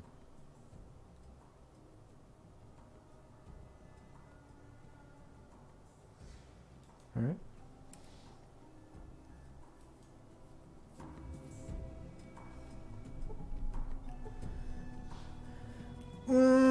Yeah, I'd question that one, Baked Alien. Like, I don't know if I'm just regurgitating the if I'm regurgitating Century of the South, but I would say that it's a hard case to push that first of all planned obsolescence doesn't exist. You might be able to remember this one, Damien Wise. What's the name of the light bulb conspiracy again?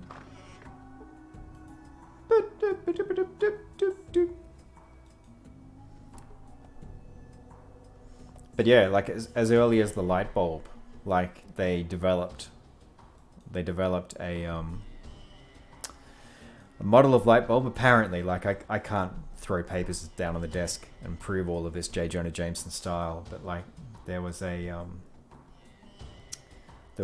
original form of the light bulb was great, and it lasted like a lot longer than light bulbs last even nowadays.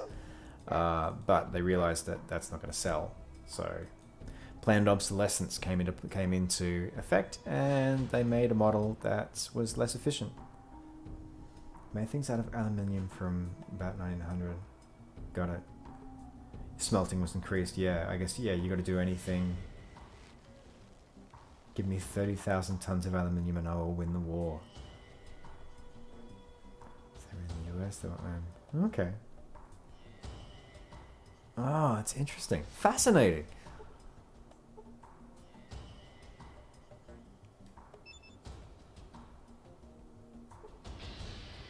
What? I didn't want to do that. You died. Your village is lost, doomed to die of starvation.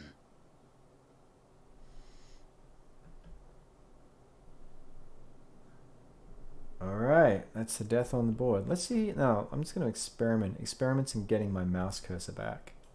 See if it wants to come back to me.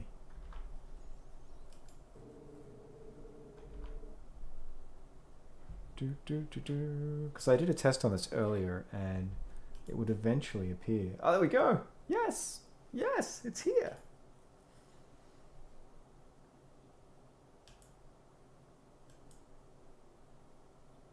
Yeah, I think you'd be hard pressed to find someone who's going to disagree on the whole Stalin count. That one's an easy one.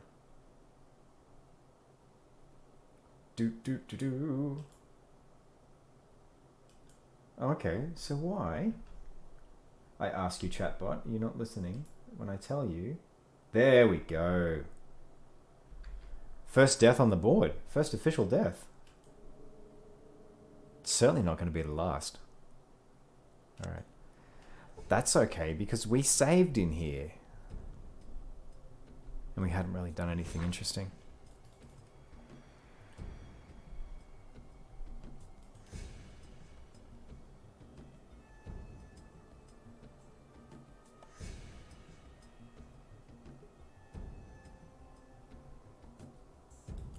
Yeah. I don't think the game auto-saves at all, which is why I've started getting cagey about saving. One thing though, I just realized. We're an hour and a half in, or hour and a half plus, and the game hasn't crashed.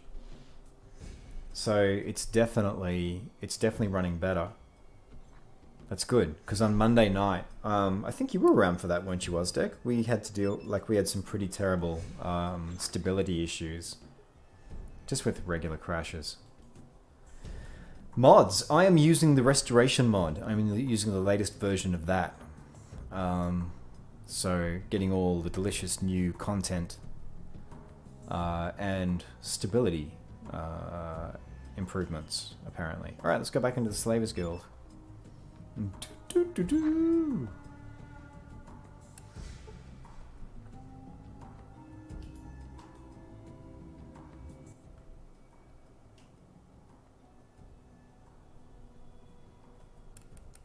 Two to three fairly quickly deaths.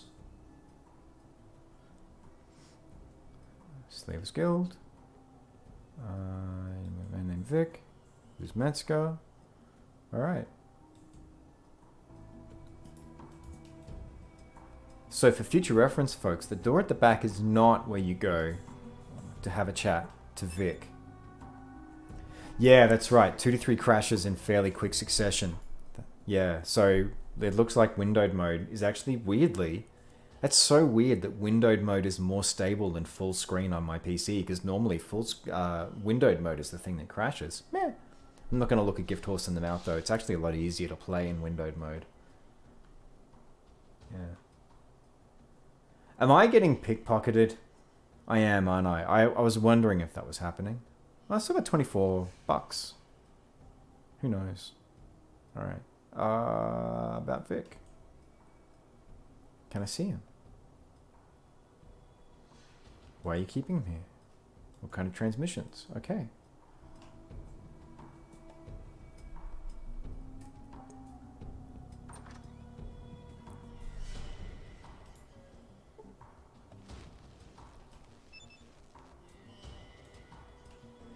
Yeah. That actually wouldn't surprise me.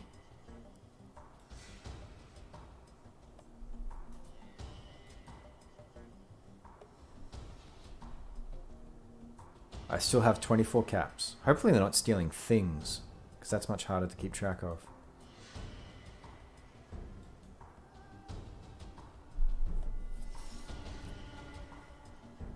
Kids, stay in school. I was reading something somewhere, actually. Someone here is going to be able to say something far more intelligent about this than me. But I was reading something somewhere that posited that the beginnings of the public schooling system in London was literally during the industrial age to keep kids off the street so that their parents could uninterrupted work for the 16 or however so hours per day they're going to work. Alright. I'm going to guess that's not... Now you said I could go see Vic, but I don't see anything that looks Vic-ish here. Alright, I'm going to play it safe and go outside first. Kids should be in school. Stay in school, kids. Don't do drugs. It's the 80s. Reaganomics. Oh, man. There's a, This is going to be a bit of a... You missed school. Are you joshing me, Valavian? Actually, that's a bit unfair to say. You genuinely missed school. That's interesting. Well, to be fair, some of us have positive experiences in the schooling system. Okay, yeah, I can see that.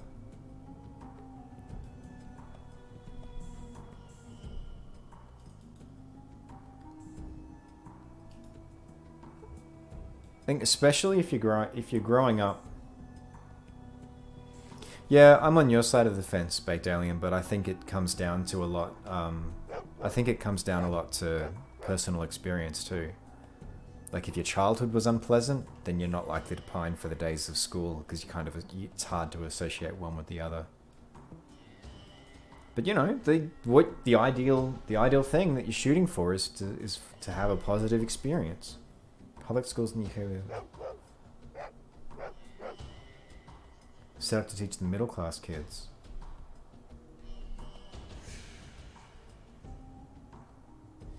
Okay, that sounds different to what I'm thinking of then, because yeah, public's yeah, in the UK it kind of it's reversed, isn't it? What they call public schools are actually private schools.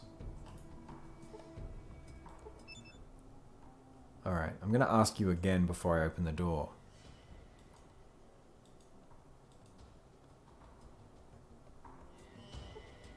All right. I get the feeling I'm gonna get shot.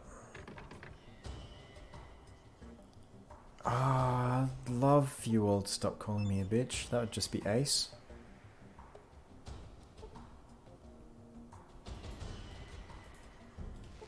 Let's try that again. About Vic. Why are you keeping him here? Oh.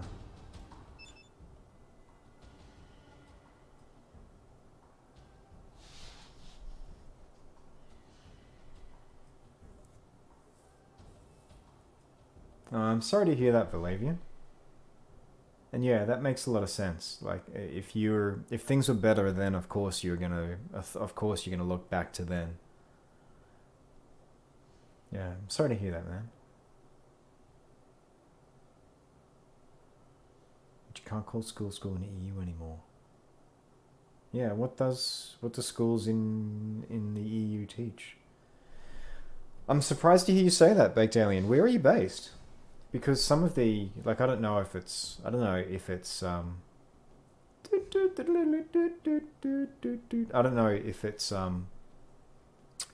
just the reporting that we get, like, over here in Australia, like a little bit of envy, but there are parts of the EU that have sort of like that are touted as having the best education systems in the world.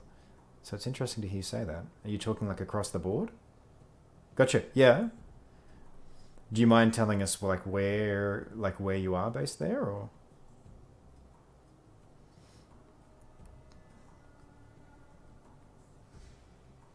Yeah, compared to the Australian schooling system. Well, false history, I think, is a thing you get in every country, though, don't you? Like, I remember what they taught us about, can I join the guild? Alright, we're going to join the Slavers Guild. Think about it. No thanks. Maybe not.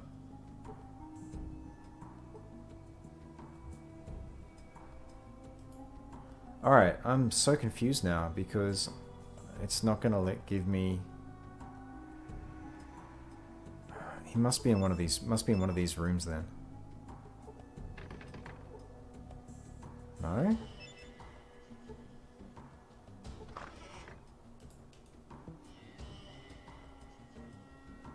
Where are you at, Vic?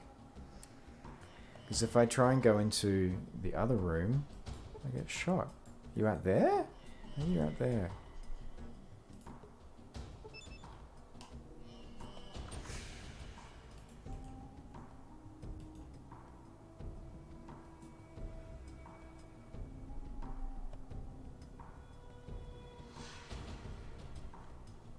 It's for the elite. I'm assuming you're referring to, like, class stratification by wealth? That would be my assumption.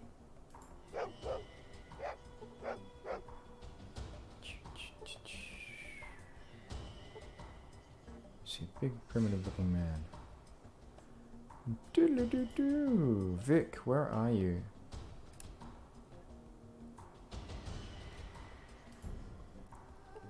Because I get this feeling, Vic, that I can help you.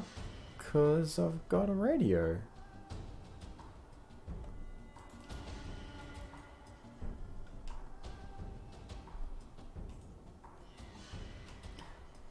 Do you mean between the haves and the have-nots there? Are you referring to... excuse me.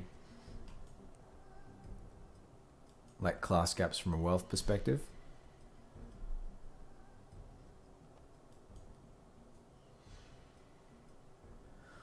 Oh, okay, I was like, that makes sense. Called public schools because anyone can go as long as you can pay.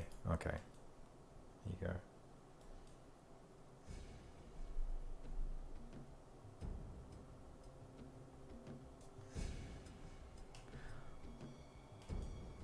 So when did okay, so obviously I've heard incorrectly then. When When did schooling for sort of everyone start in Britain?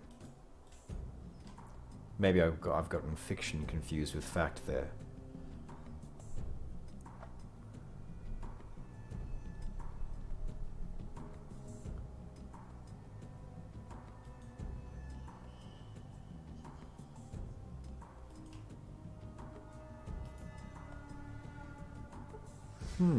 Interesting.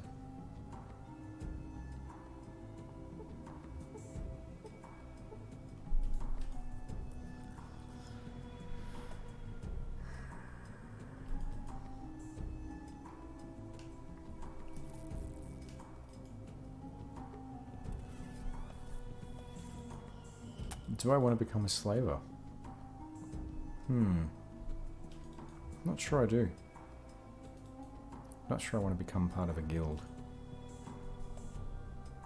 Alright, let's try this. I want that conversation option to pop back up where he says, yes, you can go see Vic. Because it's gone from the conversation tree now. About Vic. What about him? Why are you keeping him here? He needs to fix something first. That's annoying.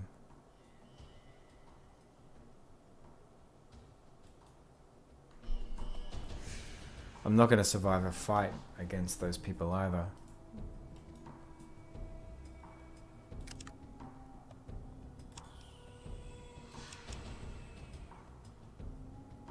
Klamath killed a rat god. Oh, okay. So I haven't finished with the rats. That's interesting.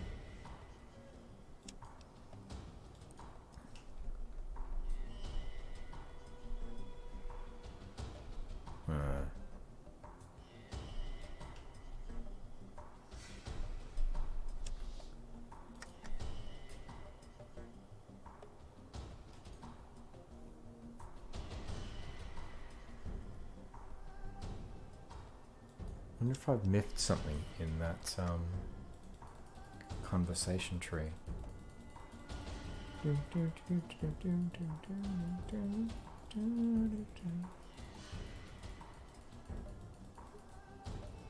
Possibly shouldn't have saved in the same slot.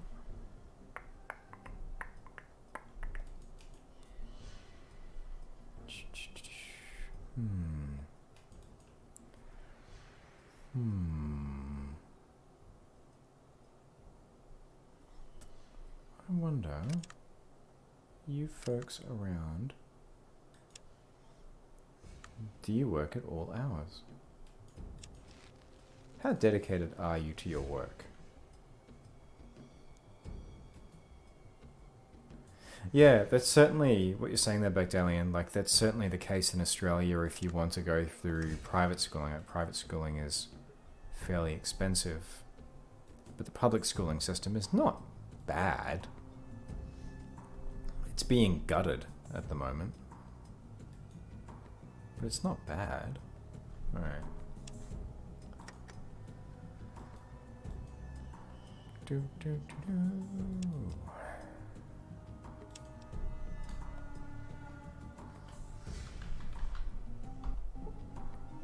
There's no private schooling in the EU. So hang on, so are you saying for all schooling you need to pay? I'm confused now.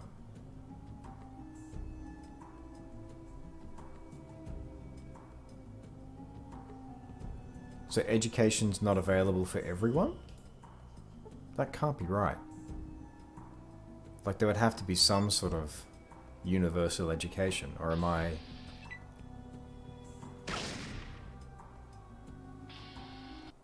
It's another death. Your life ends in the wasteland. Yeah, I'm so confused. That sounds harsh. Like, if they're...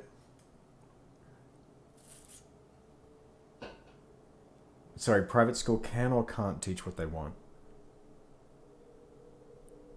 Or is that me getting confused about the difference between public and private? Like, what's... So if you have money, you go to, presumably... And I know you've probably said this somewhere in chat, but you go to private schooling. If if you're not paying exorbitant amounts, you're going to what? You're going to public schooling? Got it, so private schools can't teach what they want.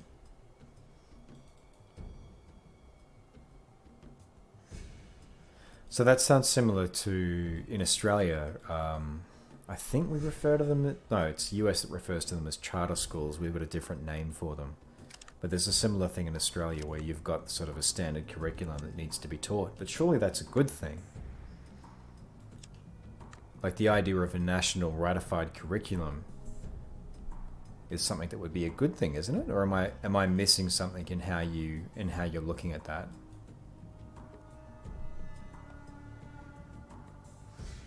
Yeah, so you pay for private schooling. But take me through this again, because I feel like I'm a muppet. Like I'm missing something here. But public schooling, you're saying public schooling isn't available unless you can afford it as well? I'm now confused. See, customer of the diner. A customer of the diner. Alright. All of these customers, there has to be someone serving. Will work for food. Great.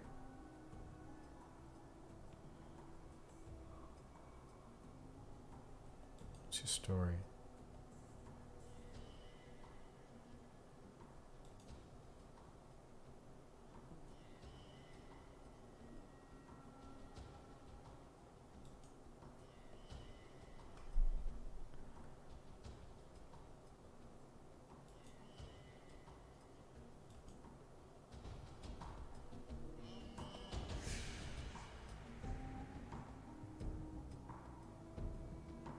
The system for private and public schooling is the same rules in education, so the information you get is the same.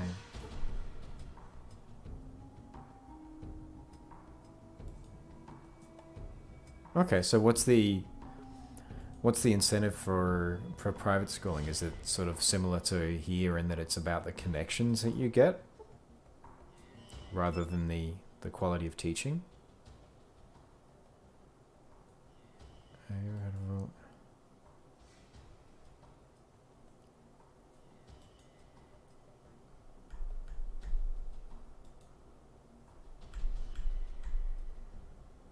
He's got all kinds of people just locked up in his place.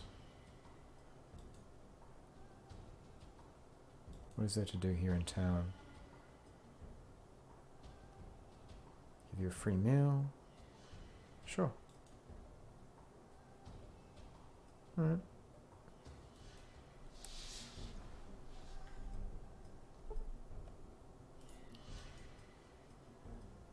I think a little better in private. Gotcha. Yeah, I'm confused.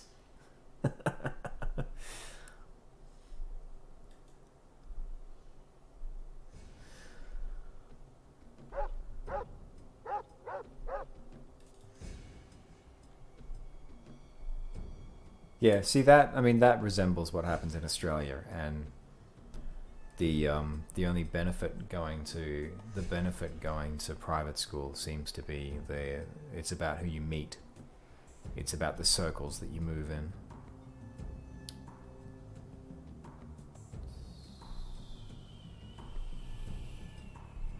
All right. So I want to get Vic out of here, but I'm not going to be able to do that without a fight. And it's not going to let me go see Vic either, which is frustrating, unless Vic's loitering somewhere nearby. Gotcha. Who are you by the fence? Who are you? Ah, it's a woman.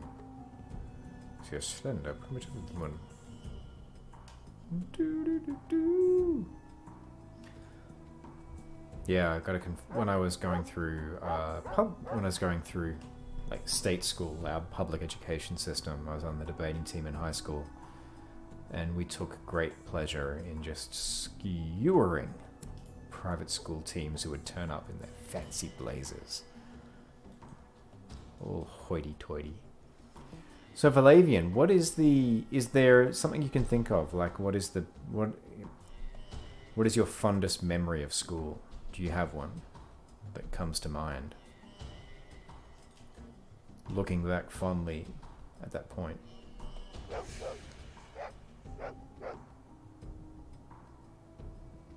Don't want... what kind of stuff?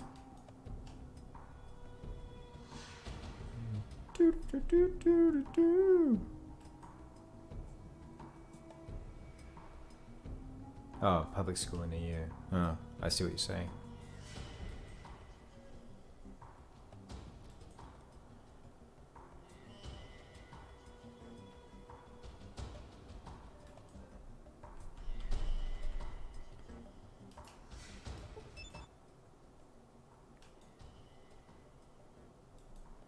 Yep. Alright. Breaks my heart, but I'm going to have to give up on Vic for now, because otherwise I'm just going to keep circling that same problem. Alright, let's go deliver a meal to Smitty. Ah, that's awesome. Meeting friends in the library and playing RPGs. That is very cool. Alright. Oh, let's that's what I was gonna do. Let's go have a chat to the people in the Addams family house.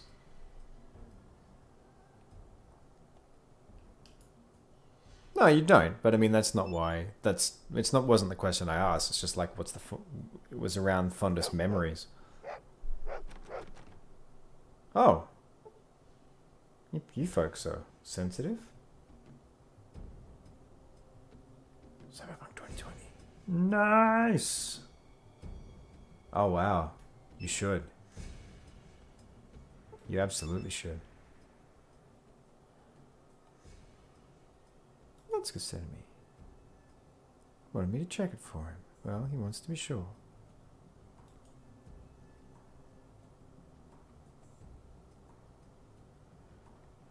I guess I could care less. Bye. Oh, cool. We're going to steal from the slavers, I guess.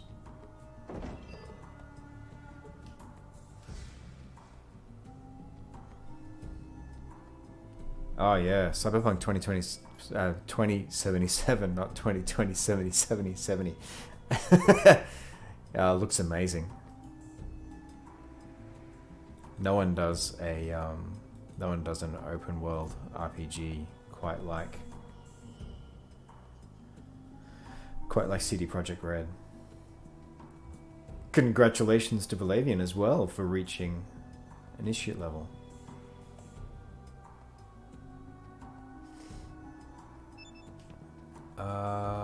Alright, let's see if I can... Okay.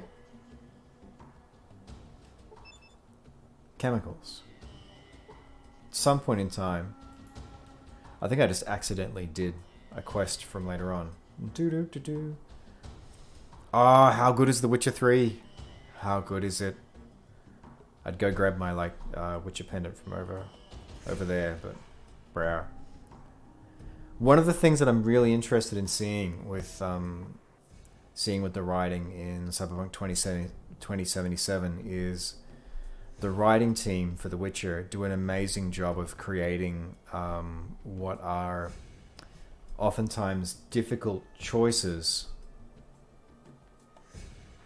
where you never feel like there's a completely right choice, but it doesn't feel like you've been shoehorned. It just kind of feels like regular life.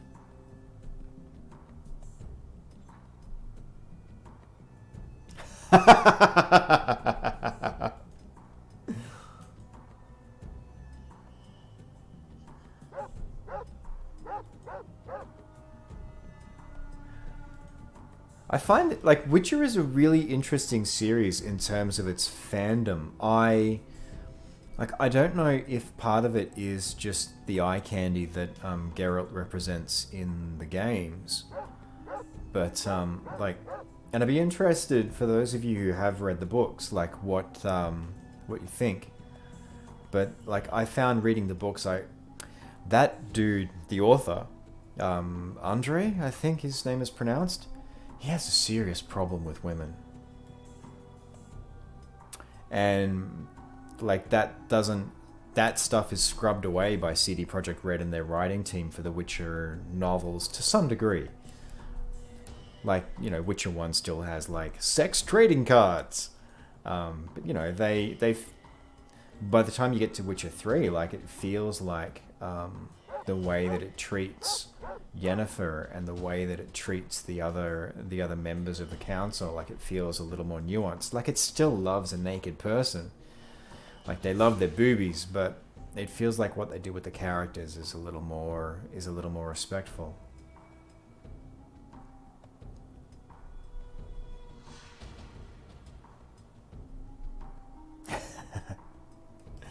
Well, you never know what it's going to look like, Valavian. You never know what it's going to look like by the time it's released. But it seems like that game is going to be like Witcher 3 is like up there with like Mass Effect in terms of you can talk about your experiences, and two of you can have completely different decision points. Like, what did you do on Fyke Island? Oh, I did this. Like, my partner and I were playing through it at the same time. And like, she made a completely different choice on Fyke Island than I did, and it was interesting hearing like what that did to her game. And it seems like Cyberpunk 2077 is just going to be like, you're going to have like sitting down and talking to someone about their game is just going to be like a completely different world, like what they've done to and experienced to what you have. Yeah, and the feeling of like how vibrant and alive the city feels is just poof, it's amazing. Like, they do a really good job of, even in Witcher 3, like, it's a medieval fantasy, but it feels like it's a world that you live in. It's a really great series for exploring, or Witcher 3 is a game, I guess, especially for exploring kind of the consequences of like massive like battles, armed conflict.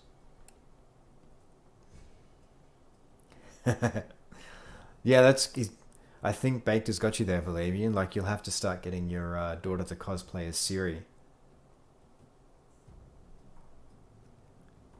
It's time for everyone to bleach their hair. Shock white. Okay. Interesting. Yeah, I can see how different flavors would like different flavors would be more evocative. I think at the end of the day, though, they're both the most interesting when they get down to human relationships, like Gibson's stories. Yeah, there you go. Exactly. Go as a team. You can like say grumpy things at her, just like constantly rasp. And then, like that beautiful Doug Cockle voice. Hey, underwater rope walker. Yes, it is. I've been reading chat. And so I'm still talking to Smitty and giving him his meal. But yes, it is absolutely a blind playthrough. First time I've played through Fallout 2 ever. He hands you a stim pack. Oh, thank you very much. Thank you, Smitty. I'll use that well.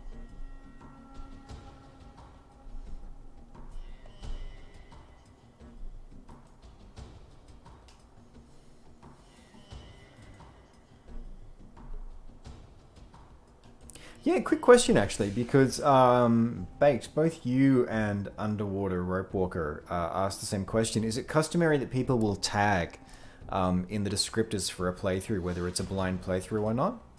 Because I wasn't 100% sure like whether I should or shouldn't. I'd seen some people do that with their streams. I try and give like as much information as possible.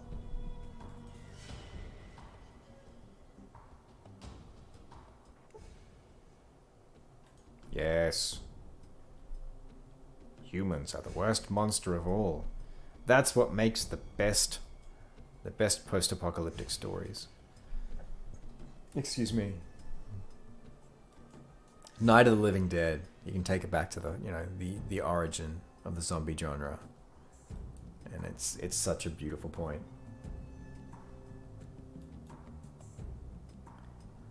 Right, the turns!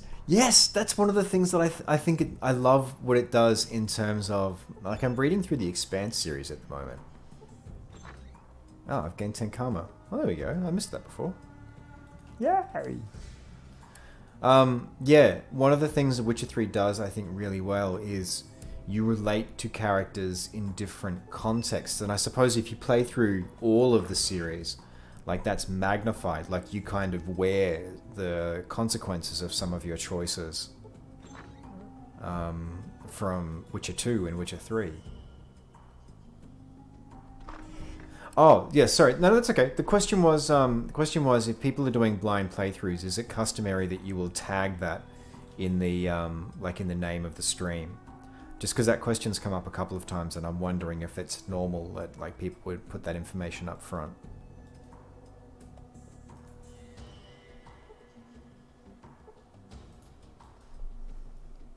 I kind of want to go back to Klamath and kill the rat god. Because I get the feeling I'm not going to have much luck with the slavers now. I wonder if I've bungled that conversation option. Like I needed to, right after asking him, I needed to open that door. Because he did say, like, first time around, he was like, yeah, fuck it. Okay, just don't disrupt, don't annoy him. But then, like, unless I'm missing where... My name's Bobby and I live here with my dad. Okay. You here because my dad owes you money? Don't know if he's here or not.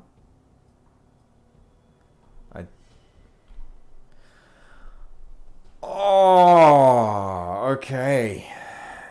Oh, we got a mission. That's not very nice.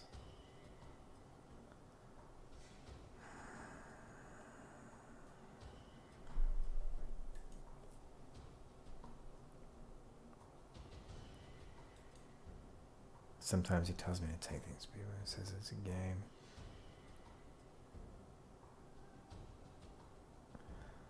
Wow, it's really no... Man! The,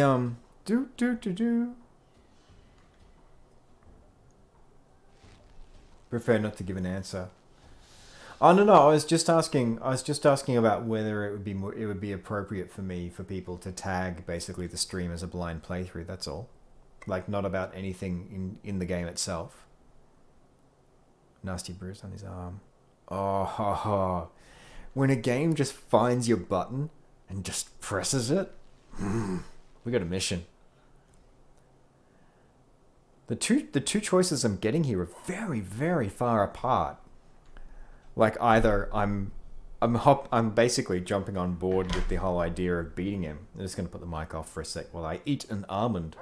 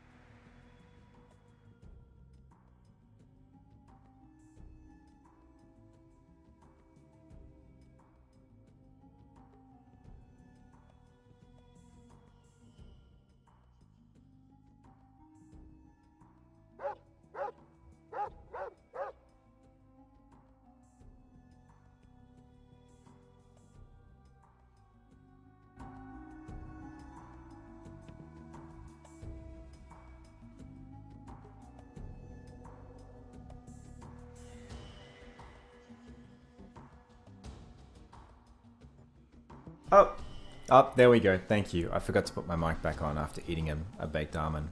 So baked almonds, I was saying. Sorry, toasted almonds are the best. I just didn't want to crunch onto the didn't want to crunch on stream. Thank you for letting me know the mic was off. Yeah, when a game just finds your button and presses it. Oh man, I so want to find that kid's dad right now, and I'm hoping if I go to mom, I'm praying that kid's dad's gonna come after me and go, "What do you do, man?" Because I'm gonna put a hole in his head. Just a hole in his head. It was interesting though. It was interesting that the choices that I got talking to the kid were very much either I join in on the beating or Your dad's wrong. There was no, like, middle ground there. It was very much polar opposites. Do it. Go get coffee. We still got another 10 minutes. Depending on how things go, I might run a little bit longer.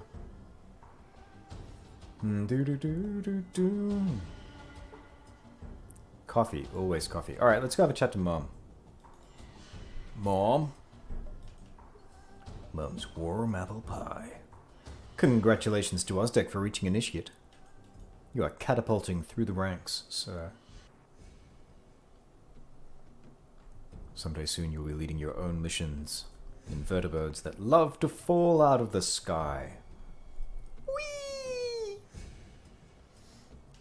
And yeah, getting back to what you were saying before, Valavian, yeah, Dijkstra and your relationship with him is so interesting.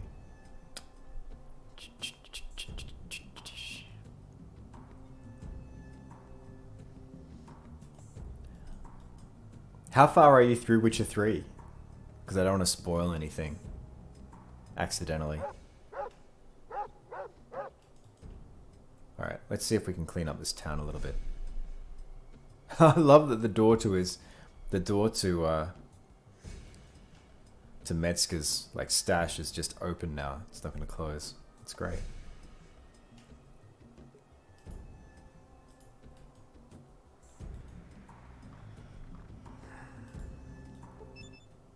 Boop, boop, doop, doop, doop, doop, doop. What can you tell me about your guild?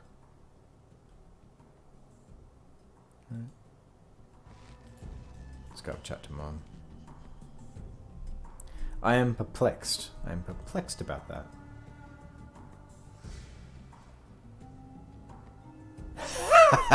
Yeah. Oh, that's such an interesting point, isn't it, too? When you're like, oh, I need to get people together. And, then you start getting... Oh, wow. Oh! Oh! Oh, I know it's coming for you, and it's so good. It's so good. That game, man. That game. Alright, let's have a chat to Mom. Let's see if Mom can sort out this town.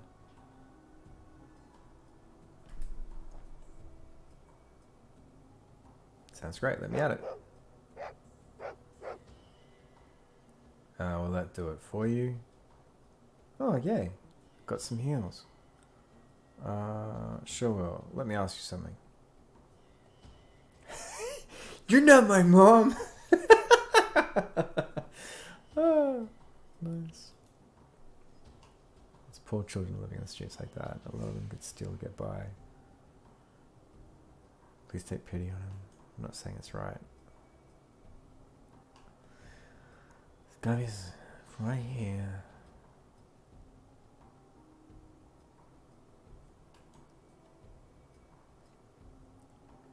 I believe the children are our future.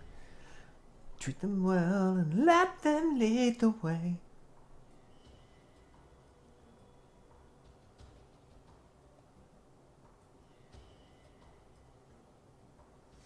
Oh yeah, Kira. Oh, did you... So, does that answer the question about what you did on Fyke Island then? And yeah, her accent is tasty.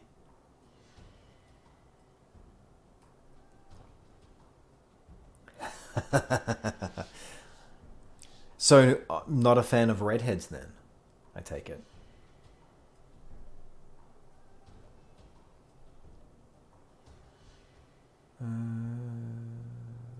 Tried establishing an orphanage. Oh, I'm failing at being a bad person here, but I mean, it's kids. Hot button issue.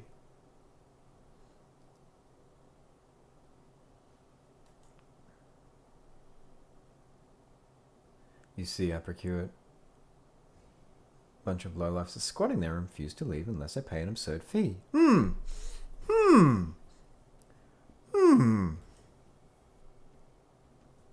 Ah, here we go. Now I get to go be a bad person. Alright. Let's go evict some people. Ah, we're gentrifying the den.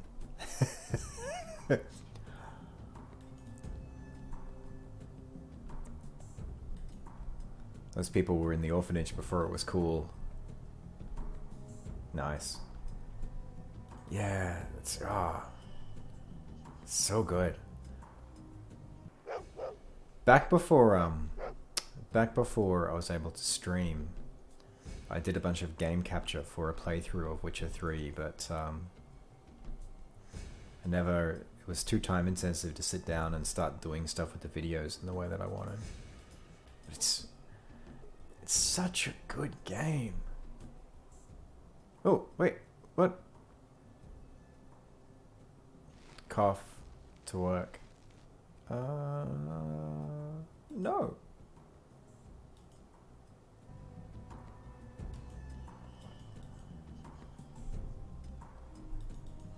Yeah, folks. So what is the best thing that happened to you tonight? This week, I should say, rather than tonight. Southwest. Where are we going? Pay attention, Kevin. Stay on target.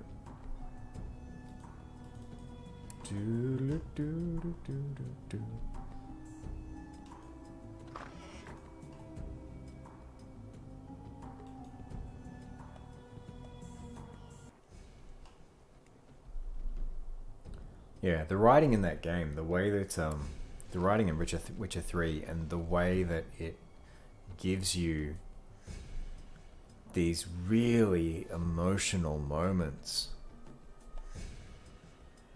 It's it's a game that does a really good thing too. I'm trying to think what else is doing this at the moment. It might be Spider-Man, but it's really good at having environments change as a result of plot development, which makes things really interesting. So places becoming, like, feeling over time like less safe. Aww, Ozdick, you. And I'm glad to hear that you're over the head cold. There's nothing worse than that, especially if it was going to stick with you, like, as it starts heating up. I imagine, given that you're based in Brisbane, that it's probably started getting hot over there already. Alright. Hey, everyone. So, you'll all be leaving.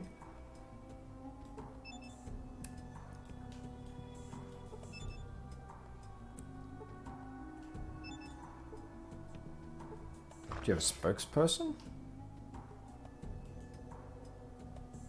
Southwest. I'm going to assume this is the large orphanage building, because I haven't run into anything that's more orphanagey than this. It's weird that it's not giving me a chance to talk, though. That does make me wonder if I'm in the right building.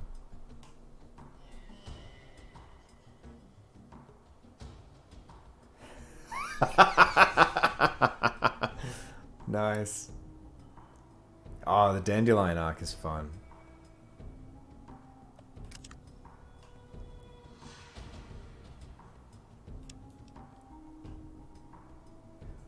Yeah, Brisbane does tend to get warm pretty quickly. I'm not surprised to hear that it's up there.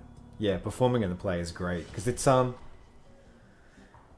a great moment because it takes a character who's so competent in his environment and puts him in, like, a really awkward circumstance. And they kind of do that a little bit with Dandelion as well, like when he's sort of forced to get in the middle of, like, Geralt's world and get violent. Yeah. Well, you'll be glad, I imagine, Valavian are being stuck in an office once it starts getting super hot. I'm not sure that these are the squatters that I'm meant to get rid of. But, I mean, this is the Southwest. So let's find out.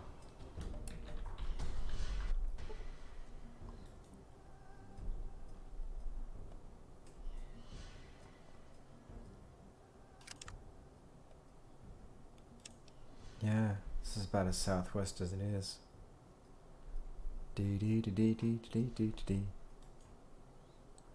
Hey, folks.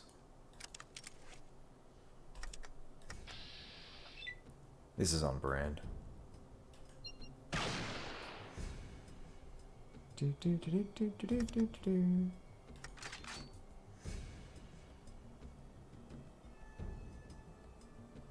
Yeah. I might be making a mistake, but we'll find out. I did want to be a bad person. Bad person able to talk their way out of things. Good lord. Wow. The Verge were lying. The drugs do work. I'm getting beaten up by squatters. I protest. I will not have it. There we go.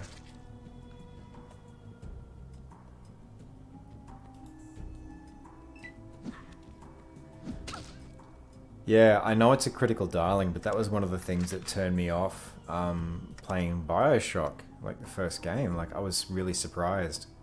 And I know it's not an RPG, but like when basically you start getting effectively fetch quests in the game. I did not expect that.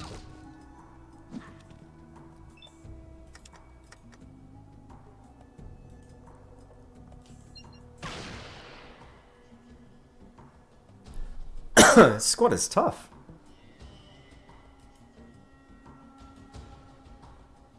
Yeah, I think when I played the or when I went through the play quest, I think I got my lines right, and that was funny for a different reason, because then Geralt's like he's super proud of himself. He's like waiting for like a big pat on the head.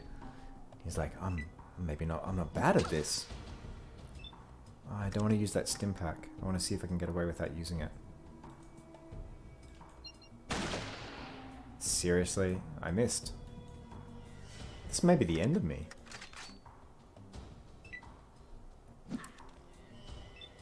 It's touch and go. Like trying to get up like a stash of healing resources in this game? Seriously? You are tough.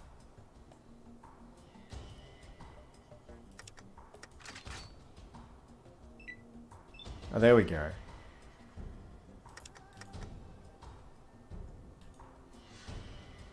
Hang on. Let's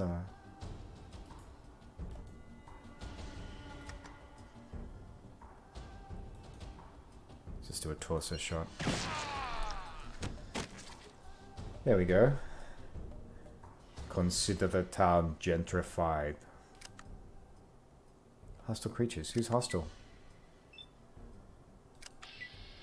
There we go. I was dreading for a minute that was going to turn into another additum. And additum was just was what I believe they call a shit show. I tried to liberate the town, and again, like through dialogue option, disappearing. Like I went in there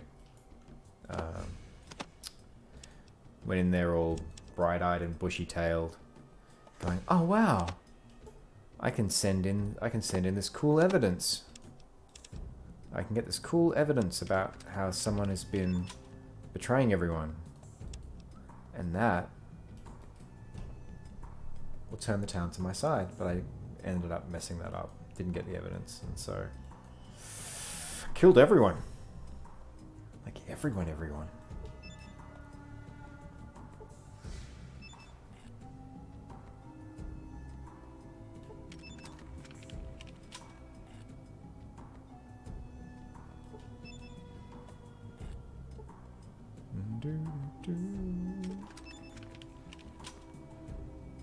But yeah, you have to keep me apprised, Flavian, of what happens with your game past this point, because you're about to reach... And there's no bad point in that game. Like, that's the amazing thing with that. And I'd be interested to see how I go with Fallout 2. Because it feels like it's a game that has sort of a similar benefit. The fact that there's so much content, there are so many sort of side things happening, but none of it ever feels flat. But like giving kudos to CD Projekt Red, like where it's due, like doing that in a game where you've got to deal with voice acting and 3D assets is just it's a whole nother level of complexity that's impressive. And it just never feels like, you never feel like you hit a quest in that game where you're like, Well, this is the filler quest. It's always basically like things are happening in someone's life and it's kind of fucked, and can you, what's the way to unfuck it the least, or what's the least bad option sometimes. Yeah, it's heartbreaking at times. Oh dear, this is what I was afraid of.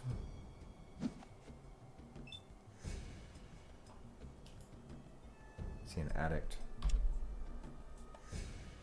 You saying that to me? Alright, I gotta take my stim pack now. Gotta take my medicine. Yeah, exactly. You never hit a point where people are like, my neighbor has my lawnmower and I need you to go and ask for it.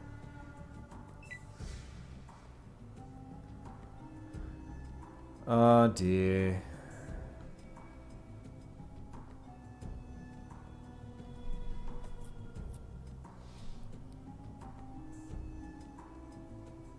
Did I lose karma? See, I feel like this is a bit much now.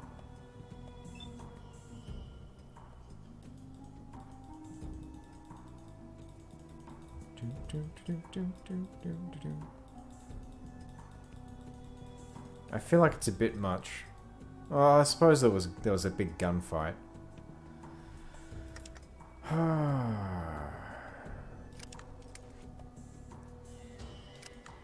Yeah, I was hoping against hope there. Alright. Well, folks, welcome to another additum.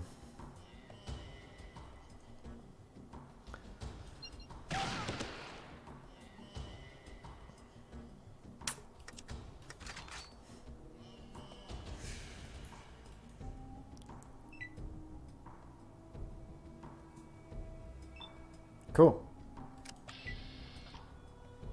We've all learned that lesson? One hopes?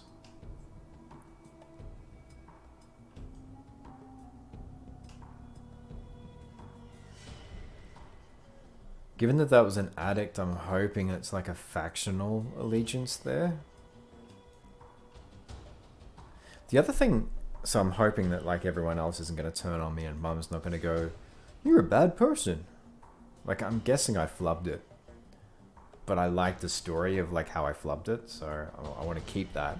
It's like, yeah, well, there's a bunch of people in the building and shot them. Oh, they were not the people you wanted me to shoot? Oh, well that's awkward. Awkward.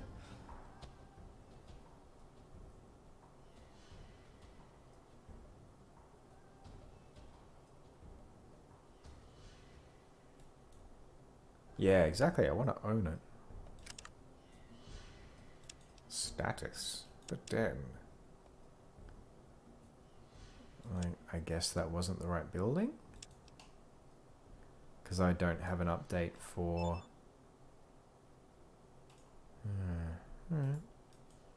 Alright, let's just take a quick tour around.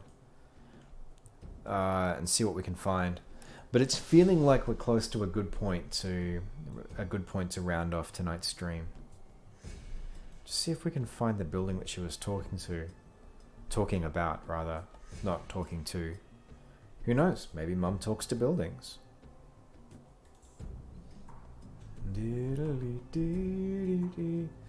Did you send your showreel to CD Projekt Red? No, I have not. CD Projekt Red, I think, cast through from memory Side UK, which is it's basically like a major production house that deals with like A-list and B-list Hollywood talent. So I would need like representation before I went down that path. But I certainly will at some point in time. I had to do it's funny actually, I had to do a film. Well, not I had to. That's a terrible way of phrasing it. Let's rewind. Oh, thank you, Ebiza. I wasn't sure because, I mean, I did just go and shoot a building full of junkies. So it would have been fair if they had have gone hostile.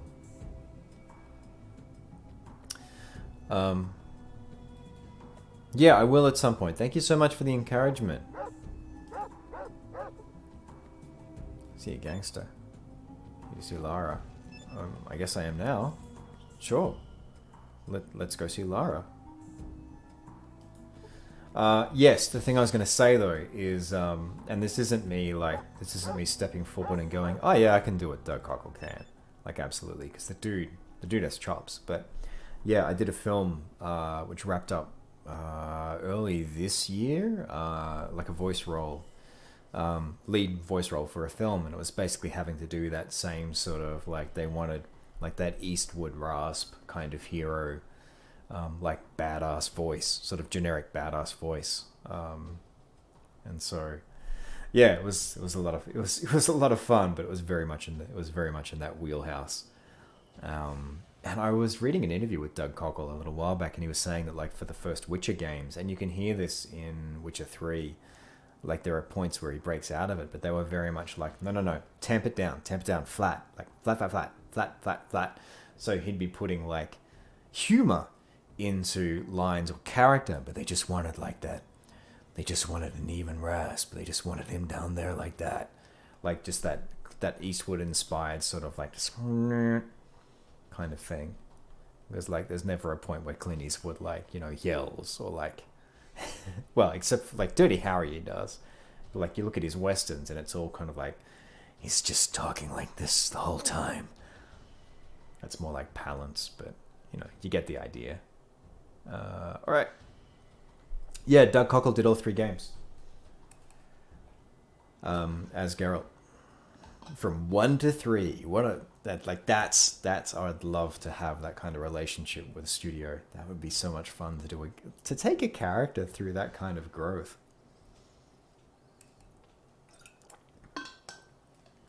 I've had some experience with that. Not on the same scale though, but I stepped back into the shoes of Ziggy for Battle Chef Brigade for a content update recently, which is a really fun game put out by. Oh god, this is terrible. I'm gonna blank on their name because half my brain is in here. Trinket Studios. Yeah, Trinket Studios. I get confused because Truant Pixel did their dynamic theme, but yeah, it was Trinket Studios. Battle Chef Brigade's a really fun game.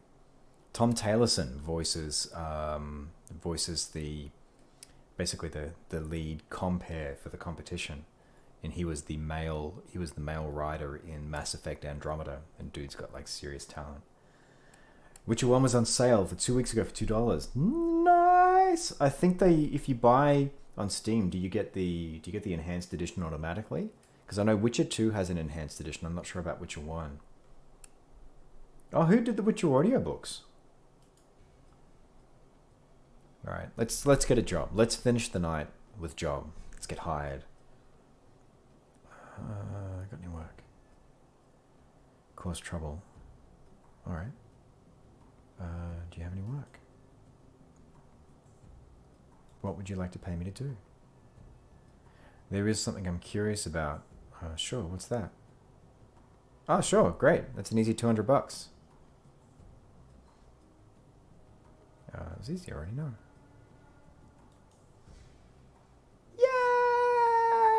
Yay! Caravans in Vault City come, and it gets picked up by caravans from New Reno. What is that? Yeah, why does that make sense? New Reno is the chem capital around here. They get to have the raw materials to make their chems from somewhere. From Vault City. Vault City. Interesting.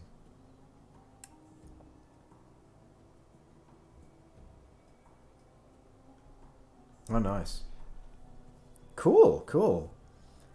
Yeah, Witcher 1 is a bit of a... Like, I played that years and years ago. Actually, yeah. Let's do it. Let's do the Witcher story. I'm gonna do something at the same time.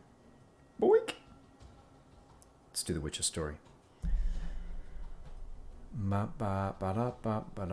I bounced off playing Witcher 1 after a friend recommended it. I did not know what was going on, and Witcher 1 starts with like an amnesiac character because they draw a line in between sort of the books and what happens in the games, and so it was all very confusing, very hard to get into, and it wasn't very interesting. Well, actually, let's say it's dense. And I'm not saying anything that CD Projekt Red haven't said as well. Like, they've admitted the onboarding for their earlier games. Just bear with me for 2 secs. Where's New Reno? Yeah, where is it? Somewhere to the south. All right, great. Okay. Sure. What do you want me to ask? Because I don't want Ty to see... All right. Okay. Gonna earn some cash. All right, let's see if I can get my cursor back. What?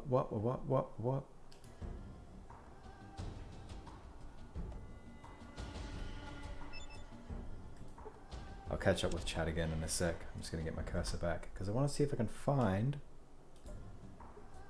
Where did I go before that gave it back to me?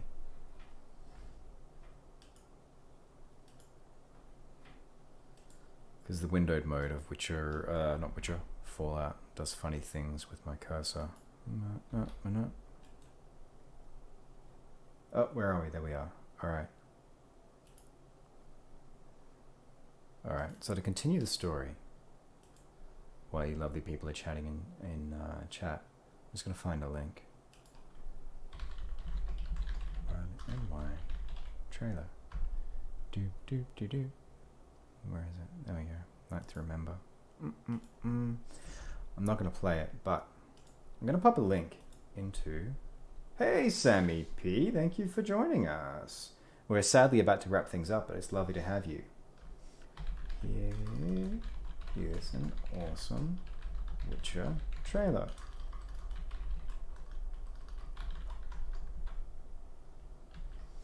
Yeah, so that trailer that I just popped into chat, that was the thing that sold me on the Witcher series, and that maybe there's something in there, because it's the Blood and Wine, it's the trailer for Blood and Wine, and I'll, like, if you're interested at all in watching it, it's really great. The CG stands up, like the rendering is still gorgeous, even though it's quite dated now.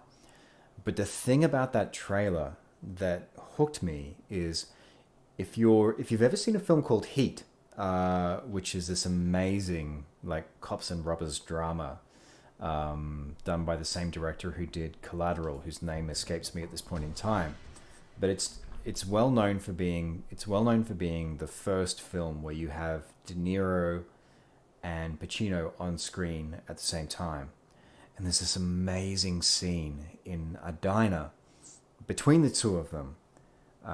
And I'll see if I can find that as well. We're going to wrap up by me just going off on a wild tangent here. But there's this amazing scene with De Niro and Pacino in a diner, and they're talking to each other. And the two of them have, like, they are actors who have an incredible ability to work in small detail.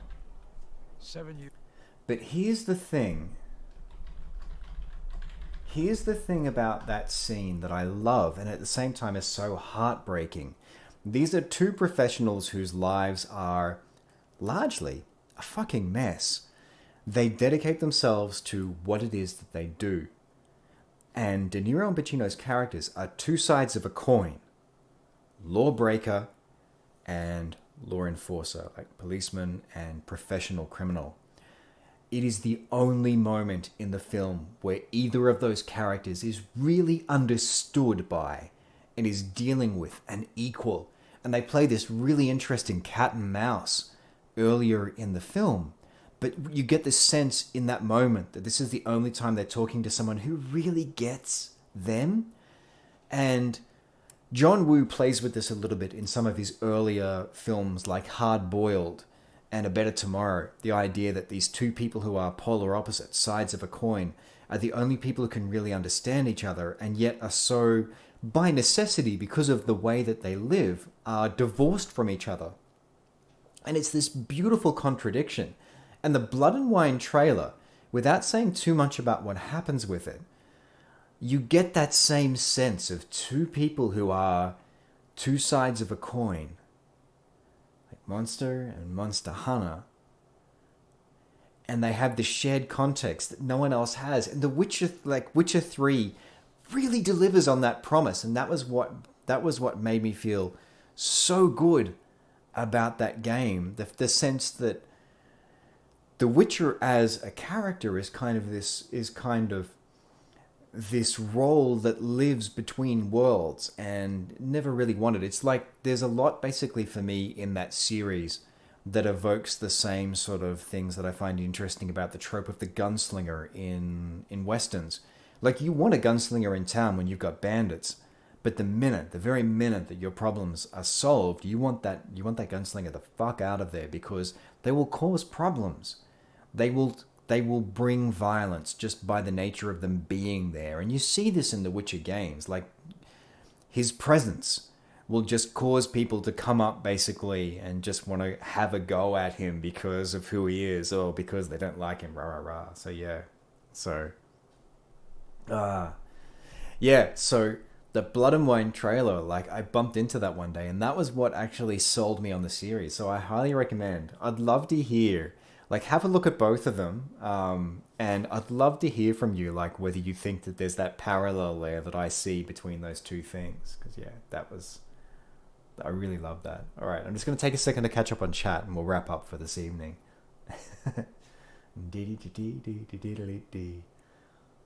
Smoke some weed and fall into dreams with a good audiobook. Yeah, that sounds like a good way, Baked Alien, that sounds like a good way to end your evening. But yeah, I do wonder, like, how do you know where you left off? How do you catch up?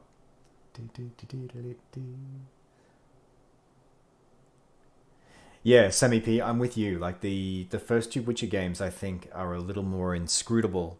And I think there needs to be some kind of hook there. But, if you have it, then, you get into it. I imagine that they've done a lot. I imagine they've done a lot of trade off the back of Witcher 3's success, and reselling the enhanced editions has done well for the studio. And yeah, absolutely right. Yeah, Witcher 3, lots from Polish folklore. Yes, that's very true. Like, when I was playing through, with the idea of, like, doing streaming at some point in time, like, I started digging into Polish folklore. And yeah, it's hard to find stuff out, like, here in Australia on Polish folklore, but yeah, there's a lot of the stuff there is based in actual things that exist, like the what are they called? Noon wraiths and night wraiths, or noon wraiths and night wraiths are things, for example, that exist in there. One thing I found when I was looking into that folklore is that apparently, like, mermaids are, like, one of the few, like, sort of monstrous creatures where there's an equivalent. Like, there's a version of them that exists sort of all around the world, which is interesting.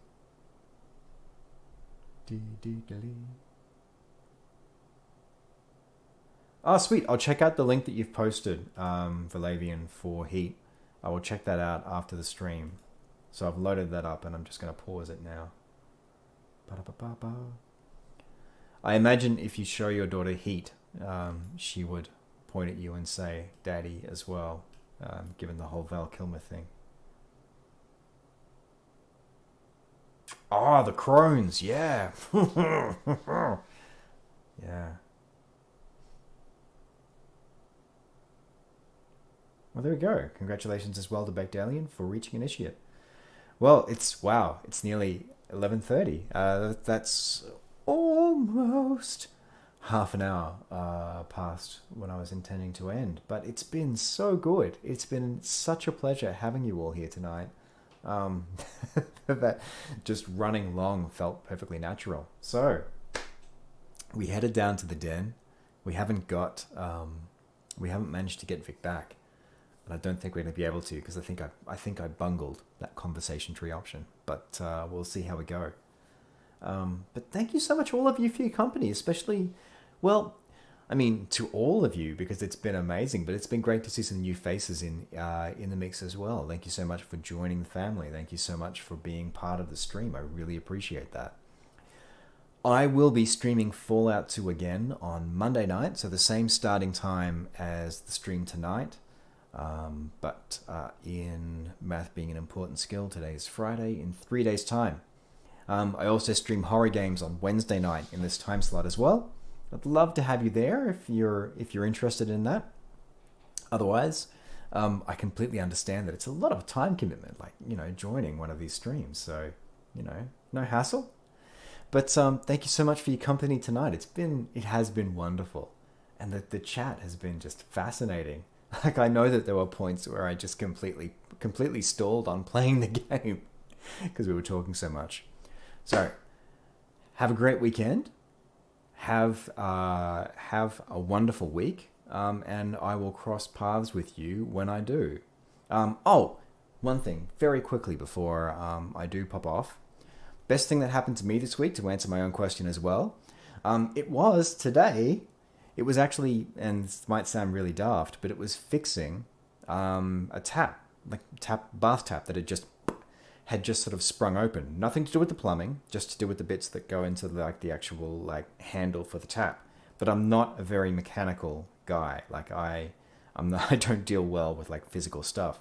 But I sat down for a moment and looked at it, and instead of just going, well, I'll call a plumber, I sort of looked at how the parts sort of came together and had an idea about how to put it back together, and it worked. Luckily, the thing that broke wasn't anything to do with having hot water gushing through the bath. But that was the best thing that's happened to me, certainly today.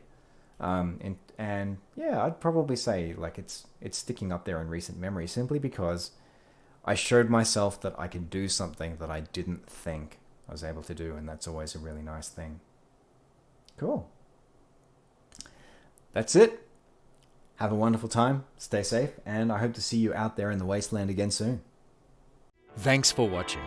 Be sure to like, subscribe, check out some of our other videos, and for live content, come join me on Twitch.